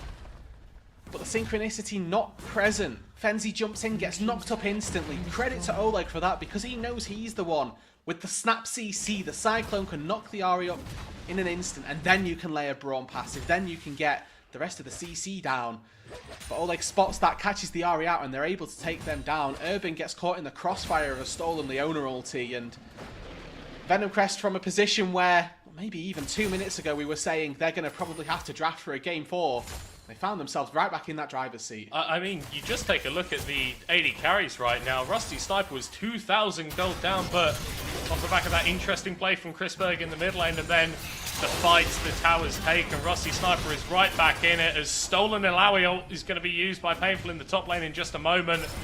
As again, they're just waiting out Bram Molvik there, recognizing the point of power that Ilawi has and not playing into her hands. That's another kill from Painful, as he's got 5 kills in the last few minutes without dying. This Silas, who was kind of out of the game, is right back in it. Yeah, and that's not something you want to see as Bitflex. Stolen away, Lee Sin, Ahri, even the Leona ulti are all really dangerous as Fenzi looks mid, unable to find Rusty Sniper, and he has the cleanse as well. Tier 1 turret now under fire, there goes the arrow. Teleport is going to come out as well as Venom Crest are going for the engage. That clone is going to hold up a lot with the Chalmers. Bucci's found his way onto the backline, and Fenzi's found his way into an early grave. Chrisberg running away on the back half of that fight, but as many kills as you have, you are still a squishy AD carry. Venom Crest, it looks like they were never down in this game. Yeah, TP's are leveraged there by Venom Crest. They generate a numbers advantage by cheating tempo with their teleports. They make a 5 versus 4 in the mid lane where Bram Molvik, still dead, wasn't even able to join. Able to punish them for sieging on that tier 1, and Chrisberg, he's so strong, why isn't he dealing the damage? Gordino presses exhaust.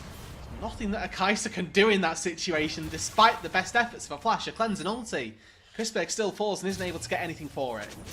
Such a rough situation after putting in some pretty exceptional performances right throughout this series. Chrisberg and Bitflex as a whole don't even have a single game to their names at the moment, and if Venom Crest have anything to do with it, that's how their tournament lives will end. What a recovery from the reigning NLC champions. I do want to take this moment to shout out Gordino, because he's been a bit of an unsung hero for me this series. Has been consistently the first to roam between these two in the support matchup, making the difference top lane twice now. Just having that CC to stun Bram Molvik so we can't find the 2 versus 1. And in all the previous games as well, no matter which champion he was playing, he was always looking first, always faster on those roam timers, and effectively making difference to these solo laners that we haven't seen impacted by Mateo. I think something we need to point out as well is just how good Venom Crest have been at taking down towers. Even in the first game where they were in control, the second game where it was so back and forth, it constantly felt like they were the ones, at least in the mid game, gaining an advantage in terms of the towers taken, which just makes it so easy for you to set up for further objectives. They lost 2 of those early game dragons, but they're going to be able to pick up this 3rd one, and Bitflex have got nothing to say about it. And that's a complete halt to the advantage that they'd built up for themselves, as Frenzy very nearly takes out Bucci, who does well to hold on to the Dominus there. But those stacking Drakes that you're looking for with that massive lead early on, you're hoping to be able to leverage that into a soul, but that's been completely done away with now. 10 minutes before you're going to be able to find that soul, and it's not like this BFG composition falls off a ton late game, but it becomes a lot more difficult to pilot. Frenzy now catches a charm of the Painful as he chases him down. Yeah, unfortunately, the Silas just has a few more dashes than you. And Painful just keeps getting these kills. 14 stacks now on that Majai's. Incredibly brazen for him to have gone for it, but once again, Brand Mulvik in a 2 versus 1. This is why the Alawi becomes a little bit difficult to play as, if you're playing against teams that know what they're up to. Yeah, it's just the exact same pattern every single time. You see Brand Mulvik pop the ultimate, you wait it out, and then you go for the throat. Nothing that the Bitflex top laner can do there. 5th death of the game. Emphatically, this counter pick has not worked out. It's great for the 1 versus 1, but what has it got them in that 1v1? The top lane tier 1 turret at a push, but overall not too much. Sniper with a great sidestep, and they fancy this. Yeah, it's a fighting retreat from Venom Crest, but Rusty Sniper is just not taking any damage at all. Mateo diving forward, but he's going to be killed. Of course, Painful is going to take that one away. Stolen Leona ult, doesn't quite get the stun, but still applies a fair bit of slows. Painful flashing over the wall. He's looking for a little bit more. Chrisberg, you are not safe, my friend. Diving forward to take out the Silas, but the arrows from Rusty Sniper cut so deep. 4 for 1 in the mid lane. A chase committed by Bitflex that they are sorely regretting. The Baron going to be their prize, and this series surely to follow. A valiant fight through the early stages. And a valiant fight that will continue. Brand Mulvik TPing in. He's got the ultimate, testing the spirits of Venom Crest. But they are made of stronger stuff. Yeah, Mateo, I'm not sure that you want to walk anywhere near this Baron pit, my friend. Venom Crest with the purple buff. Just looking to dot the I's, cross the T's, and finish up this series. And it has been a phenomenal series on both sides, it's worth mentioning. I think Bitflex have really shown what they are capable of here, but that's matched by a team of 3 NLC really illustrious players. Yeah. 2 newer pieces, and unfortunately Chrisberg, who has tried and been a member of this NLC organization and ecosystem for so long, just doesn't quite have enough on him in the tank to be able to cut through everything that Venom Crest are putting down. I think we do really need to be looking at those key players, those solo lanes especially for Venom Crest. It feels like every game Bucci and Painful have just been offering a little bit more than their counterparts. That's reflected in the goals, and I think it's reflected in the damage numbers and everything else that we've been seeing throughout this series. Venom Crest now, a couple of minutes left on this Baron, setting up for a push in the bottom lane. Fenzi gets the charm onto Oleg, but that damage doesn't mean all that much. Yeah, the only person he can look for there is, or should be looking for, is Rusty Sniper. As soon as the Ash isn't in a position to be caught by that charm, he has to try and disengage, and is able to make it out to safety. Drake spawns in about a minute's time. You'd like to think that Venom Crest are looking for a bit more from this Baron than just a siege on that bot lane. I mean, look at Bucci. He's got himself in a potentially dangerous position. Although as his team retreats away, potentially a bit more dangerous to him than anyone else. Oleg going for a Cyclone, but he is very, very lonely on the other side here. Painful's going to be diving in to join him now, but the Wukong should be going down to Urban. But the enemy jungler is immediately traded over. Bucci wasting a load of time for the rest of Bitflex on the other side of the team fight as Painful arrives and Painful clears up. It's a triple for him. Chrisberg on minuscule amounts of HP escaping towards his fountain, and with the death timers already 20, 30 seconds, how much can Venom Crest get? Should well be the series here. A fight initiated once again by Bitflex, looking to go out with their final dying breath. It's Chrisberg versus the world. Flashes away from the chains, throws out the Void Seeker, but the health bars opposing him are too damn big. Goes Golden. Goes back to his fountain as Matthias sallies out to provide a little bit of defense, but it's too little, it's too late. Venom Crest in 3 games take out Bitflex Gaming and send themselves to the Aurora Cup semi-final. And once again, the scorecard may read 3-0 at the end of this, but I think Bitflex can go away with their heads held high. They put up a fight, they did not go out without throwing their own fair share of punches. It was a glorious series to watch and a pleasure to get to be a part of. Oh, absolutely, but I think Venom Crest, to give them their credit properly, showing a lot of guts, showing a lot of gumption. That game 2 was difficult, that game 3 was difficult, but the thing about good teams is when it's rough, they tuck in, they get ready, and they fire back, and that is exactly what we saw from Venom Crest today. Massive performances from Bucci. I think Oleg played really well, but for me, Painful's the guy we've got to be talking about. Yeah, the comeback in Game 3 was phenomenal. The honestly solo carry performance that he put on through the large portion of Game 1, through the early and mid game, he had the MVP performance for me in this series. Brilliant, brilliant stuff there. We're not done though. No more League of Legends, but we've got some analyst desk stuff and potentially an interview coming up after this short break. Don't go anywhere. Break it down, break it down. Step on the gas, let's get out of town. We gonna break out and have some fun. We gonna do what we never done. Oh yeah, yeah. Come on, take your body with you. It's a money weekend. Everything we wanna, we go do. We go do. It's leisure, we go do.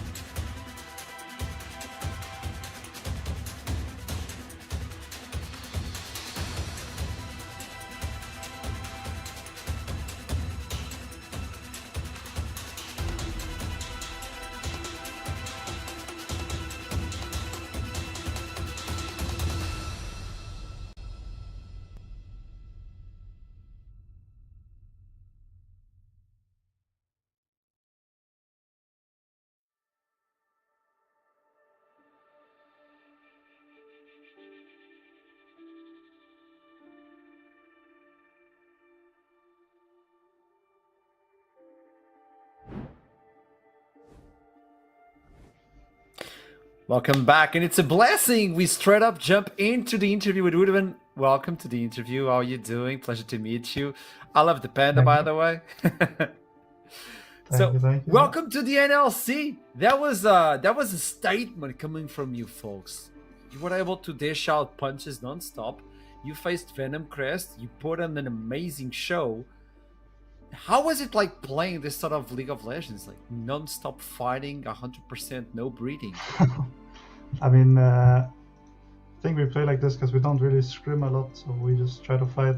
Like we haven't scrimmed any time, so yeah. I mean, we just try to fight. I think that's the easiest way. That's also why we like fall short in the clutch, I think, and why we throw these games because we don't know each other that well. That's a big one. We always were wondering on the desk. You had the leads, but you didn't know what to do then with the lead. It was like, oh, I need more. It was confusing. Yeah. So you think it's because you didn't get to know each other that well. What do you think would happen with a few scrims, a couple of training, a little bit of experience? I think we made it pretty close, and these guys were definitely like the favorites. And I think if we had like played together a bit more, I think we would have won at least game 2 and 3. Not sure about game 1. That was kind of bad. Game 1 is a different story, yeah. What would be your takeaway from Aurora? Like this experience, what you brought in? It's always good to see a team that is not from Division 1 just popping off and showing what they're capable of. But what is your takeaway as a player? Yeah, I mean, it was fun. I think playing Swiss Stage and playing Fearless Draft is pretty fun. It's a nice format. But yeah, besides that, it was just another tournament. Like, yeah. Do you think your main objective was completed, like coming into this one and just putting Venom Crest against the wall? Are you happy with the results? I mean, of course I'm not happy with not winning, but I think after the rough start we had with like going 0-2 and having to change roster midway, and then still like pulling it back, and we had like pretty good mental, I would say. And yeah, I mean, I think we made it close against these guys. Like with a bit more practice, I think we would have taken them. So let's get to know you. What is your objective? What do you want to do for 2025? I want to understand more of you. Yeah. I mean, I don't know. You don't know? I don't know.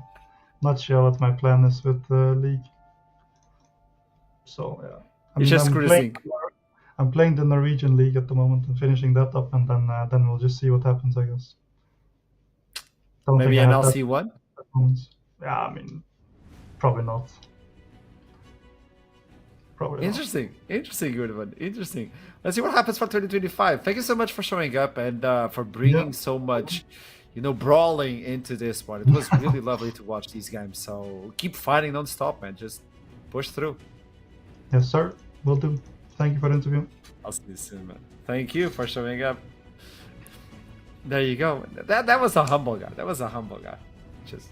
I just want to fight. I like that. I just came up here to pull some punches on T1 teams on the NLC, and then I'll go back. I mean, and we said that was going to be a bloody game, and that was by far the bloodiest game that we've seen so far. That was absolutely insane. 44 kills at the end of the 25-minute game there.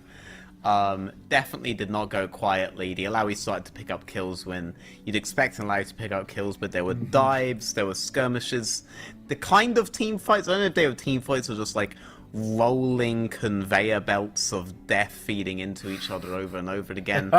It was certainly a game of League of Legends, that's what I'll give it. I mean, Sleeper, are you happy with the result? I mean, obviously you hear the disappointment in his voice. They're so close. You cannot get closer than that to winning a game. And of course, for Venom Crest, they must be happy. They still haven't lost a game throughout the tournament. But Bitflex, I mean, they were so close. So close. Both game 2 and game 3. They should have been able to close that out. But I mean, Venom Crest is just really, really good. But they bleed.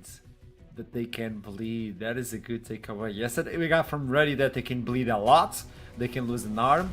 But for Venom Crest, they can definitely bleed. So might as well jump into the interview with Rusty Sniper. Hello. Yo, what's up? We meet again. We meet again. And I dressed up nicely. How you doing, bro? Hey, I have a pocket as well. You know, you can't see with this webcam, but it's a good shirt. I try to Okay. for you, man. Hey, You look good. Venom Crest in this new roster. Looking Yeah. spicy, no? Yeah, honestly, they hit me up. They were like, listen, how about you help some of the less fortunate people out? And I was like, who are you talking to, right? And they were like, butchy and painful. And I was like, you know what? They're Swedes. I've heard of them. I don't really know them though. I heard they're a bit mediocre. So I was like, sure, you know, sounds fun. Sounds like a good. They're like, yeah, of course. So that's how it all started. It's good to help those folks out, right? Those less fortunate individuals. Yeah. My question to you is, I got information from something, like an inside Okay. information. I don't know if you can help me with this, because, I mean, I think Bucci needs a hand, because even though he's Swede, he's from the north, so he doesn't have a lot of people to communicate with. I heard that. Is that real? Are you... Sorry if I'm a bit forward here. Are you talking about the part where he's like getting bullied by everyone in the team? And he has no friends? I don't think or... it's bully. I think it's like constructive criticism. Yeah, I mean, to be honest, yeah, like I don't want to leak anything, but that guy, holy moly, guys, keep your hands off of him. Oh, he's such a crybaby as well. No, but And jokes he aside, had that's I love Yeah. Butchie, bro. He's so funny. He's so funny. Like he's so fun to make fun of. Like I don't know how to explain it. It's like one of those people you just pick on. I know, it's like duckling. I don't know, there's something about it. Like, I understand. But this team is looking hot, and in my opinion, and someone tried to sway that opinion, I think you're kind of tournament favorites. Do you agree with that? Because this is going to go deeper now. I mean, honestly, we were slacking a bit today. We are usually better, and we are much more cleaner.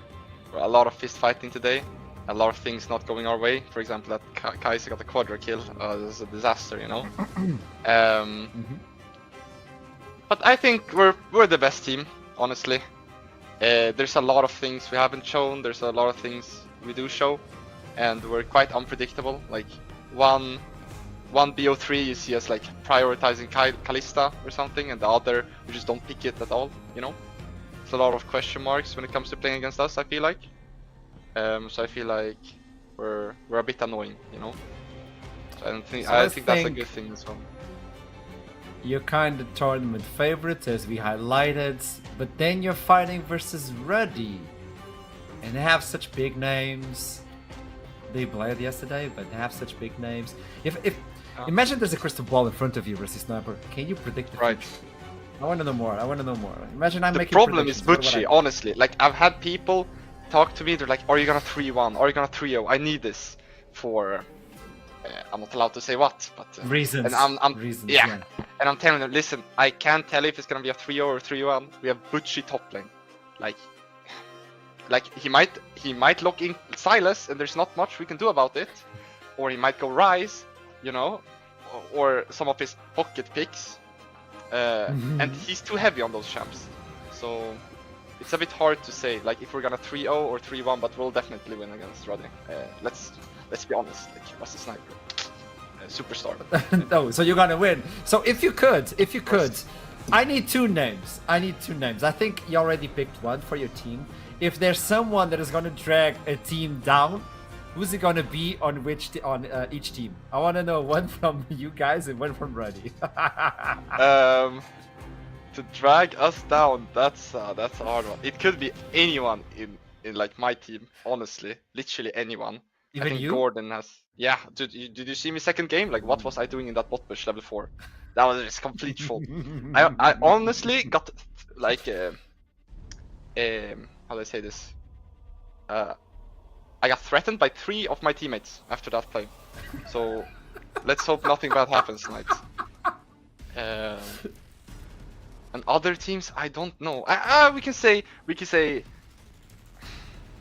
I don't know. Like, who's even playing with other teams? I have no clue. I only know Malice. He was like up 150 CS on Kha'Zix yesterday. That's all I know.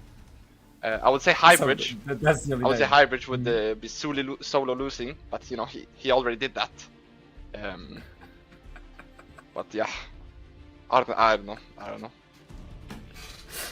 Another question to wrap this up. When you look into the top side of the bracket, let's far-fetched world where you make finals. The top side of the bracket, I've heard that Natives is like the team. Natives? The one. Yeah. Do you agree with that? Top side of the bracket. Natives. Are they not out? They're out. Is it? It's Verdant, it's Verdant? no? Is it Verdant? It's Verdant. Yeah, It's Verdant. My bad. Verdant. Like, all I'm gonna say, like, they've lost a game. Like, listen, I heard you say it. Sure, we may bleed, but hey, we recover quickly as well. You know, type shit. Like, we don't bleed for long. Like, we're not like those other teams, like Radiant Verdant. Okay, don't put us in the same group as them. Like, we're undefeated. So you win versus Ready, and then you win versus whoever goes to finals. Not even close. Yeah, of course. Even with Butchie. See, there's questions. There's questions. I see the doubts. I see the doubts. You got me there. Thank you so much for the interview. It's always a pleasure to talk to you, man. Best of luck versus Ready. I'll see you next week. Of course. Also, please wish me good luck for my exam tomorrow. It's been a stressful day, you know. Exam of what? What is the exam? Math. What? I do math. Oh, you're done. You're done. Done. Listen, I'm so sorry, like, man. just because I'm an ADC, like, I'm a smart one, okay? I do, like, calculations in my head all the time, in-game. You don't notice those, but, like, damage calculations type shit. My bad. Wait, do you want to talk about that level 4 calculation? Now we can talk about that. Let's not like, dude. Go through it. You kill it, my man, kill it. Pass that one. I want to get that squad. I want to see that on Twitter. Thank you so much, Rusty Sniper. I'll see you soon. Have a good one. I think he'll do well in his maths exam because he's putting up big numbers today. True. Yes. He's actually one of the Show stats. He's actually one of the smartest players I ever met in the Swedish Online League, and he implemented such quality the season that he played for us. He only played one season, and he walked in for played at G Sports and absolutely destroyed it. He actually that season he played together with Sir Victa and Cast and Unlucky Poppy, and they won together. So I mean, this guy, he's very smart. There you go. His kiting potential on team fights, this guy was outstanding. His positioning was outstanding as well. He came in at the right moment in the fights as well. Like on the last fight, he came in at the point of most cooldowns basically being burned, so he was not going to be vulnerable. And this game, it should be difficult to play the Ashe. Like, they have a really good composition to deal with the Ashe here if they're able to get into that space, but he made sure he was not vulnerable to them until he was comfortable enough to put out the damage. You know what? I think he's gonna pass the exam. Yeah, for sure. Not by a lot. Not by a lot. On a serious he's gonna note, survive. on this whole Bucci thing, by the way, alright, I'm just gonna say, Verdant has Prime. Prime, we used to talk about up there with like Tracing and Boda back in spring. Like, it's like I feel like that interview is gonna come back at some point if they end up on the collision course with Verdant later on. Yep, I specifically made this one, so if it happens, I have content. Yeah, you do. You set that up. So let's bring the bracket once again, so we can understand where we're going now. Because semifinals for Aurora, it's next week. We have it on Tuesday and Wednesday for you folks back at home. Verdant versus RGM. Calm down, Sleeper. I know you want to talk about this one. Ready versus Venom Crest. Okay, hit me with the first one. I mean, obviously, it's easy to predict. There's only one team left from the national leagues. It's from the best league in the north. It's from Sweden. It's Regem. They got invited. They're here to win, and obviously, they're gonna take down Verdant. That's all I have to say. And then when you look into Ready versus Venom Crest, who do you think is gonna win? I'm gonna give it to Venom Crest. Like, so you think the teams that didn't lose a game on quarterfinals are going to make it on semifinals? Is that it? No, I just think it's Sweden diff. Like, if you have some kind of some kind of heritage or some kind of connection to Sweden, you just win. And they are undefeated throughout the tournament in Venom Crest, and they have Zlatan Ibrahimovic, League of Legends version, Rusty Sniper in bot lane, and he is absolutely crazy, and I think he will be able to carry them together with Painful. I think they're just unstoppable. Verdant ready finals, Verdant win. Okay. I was expecting you to look into the camera and just say, "Did I stutter? Did I stutter?" No. Well, I think, that facts. Veteran came in with facts. To wrap it up, Sleeper, it was wonderful to have you with us on the desk. Welcome back, Veteran, as well. But Sleeper, tell me, ending remarks after this this fight from Veteran. I mean, if you know Sweden, you know Sweden. Sweden has always performed, and they will always perform. I'm sitting here with the flag. I'm always representing this nation. I think that in the future, everybody will know that Sweden will just be the superior nation throughout all of the years of League of Legends. And when League of Legends dies, Sweden will come out as the strongest nation of all time in League of Legends. That's all I have to say. Oh boy, that's a statement, Veteran. I've got no statements like that. I like your cat. I can see in the background.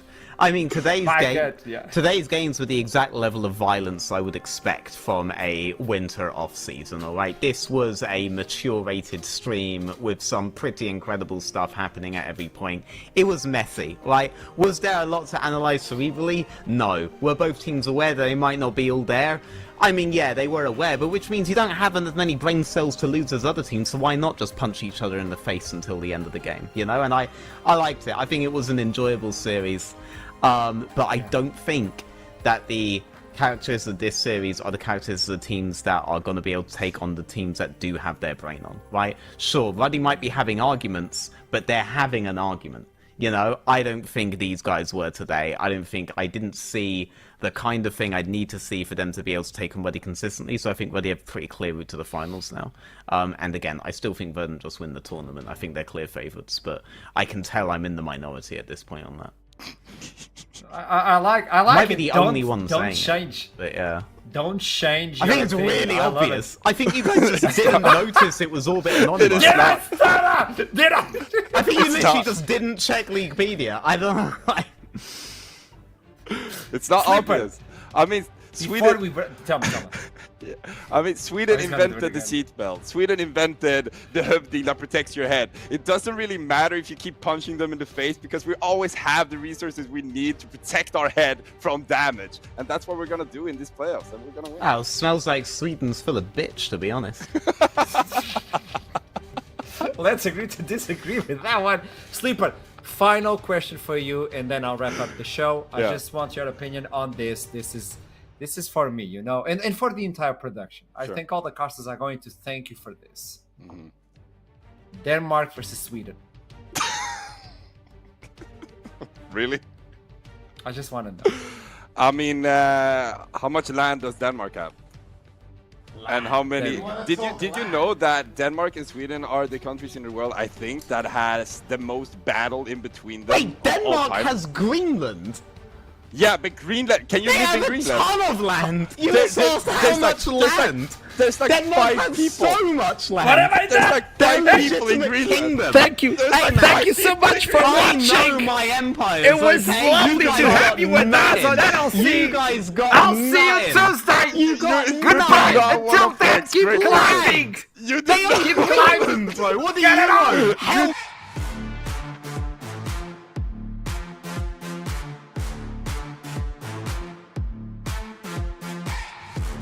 At SteelSeries, we make the headsets, mice and keyboards that the world's best gamers win the most with. And we've been doing it since way back.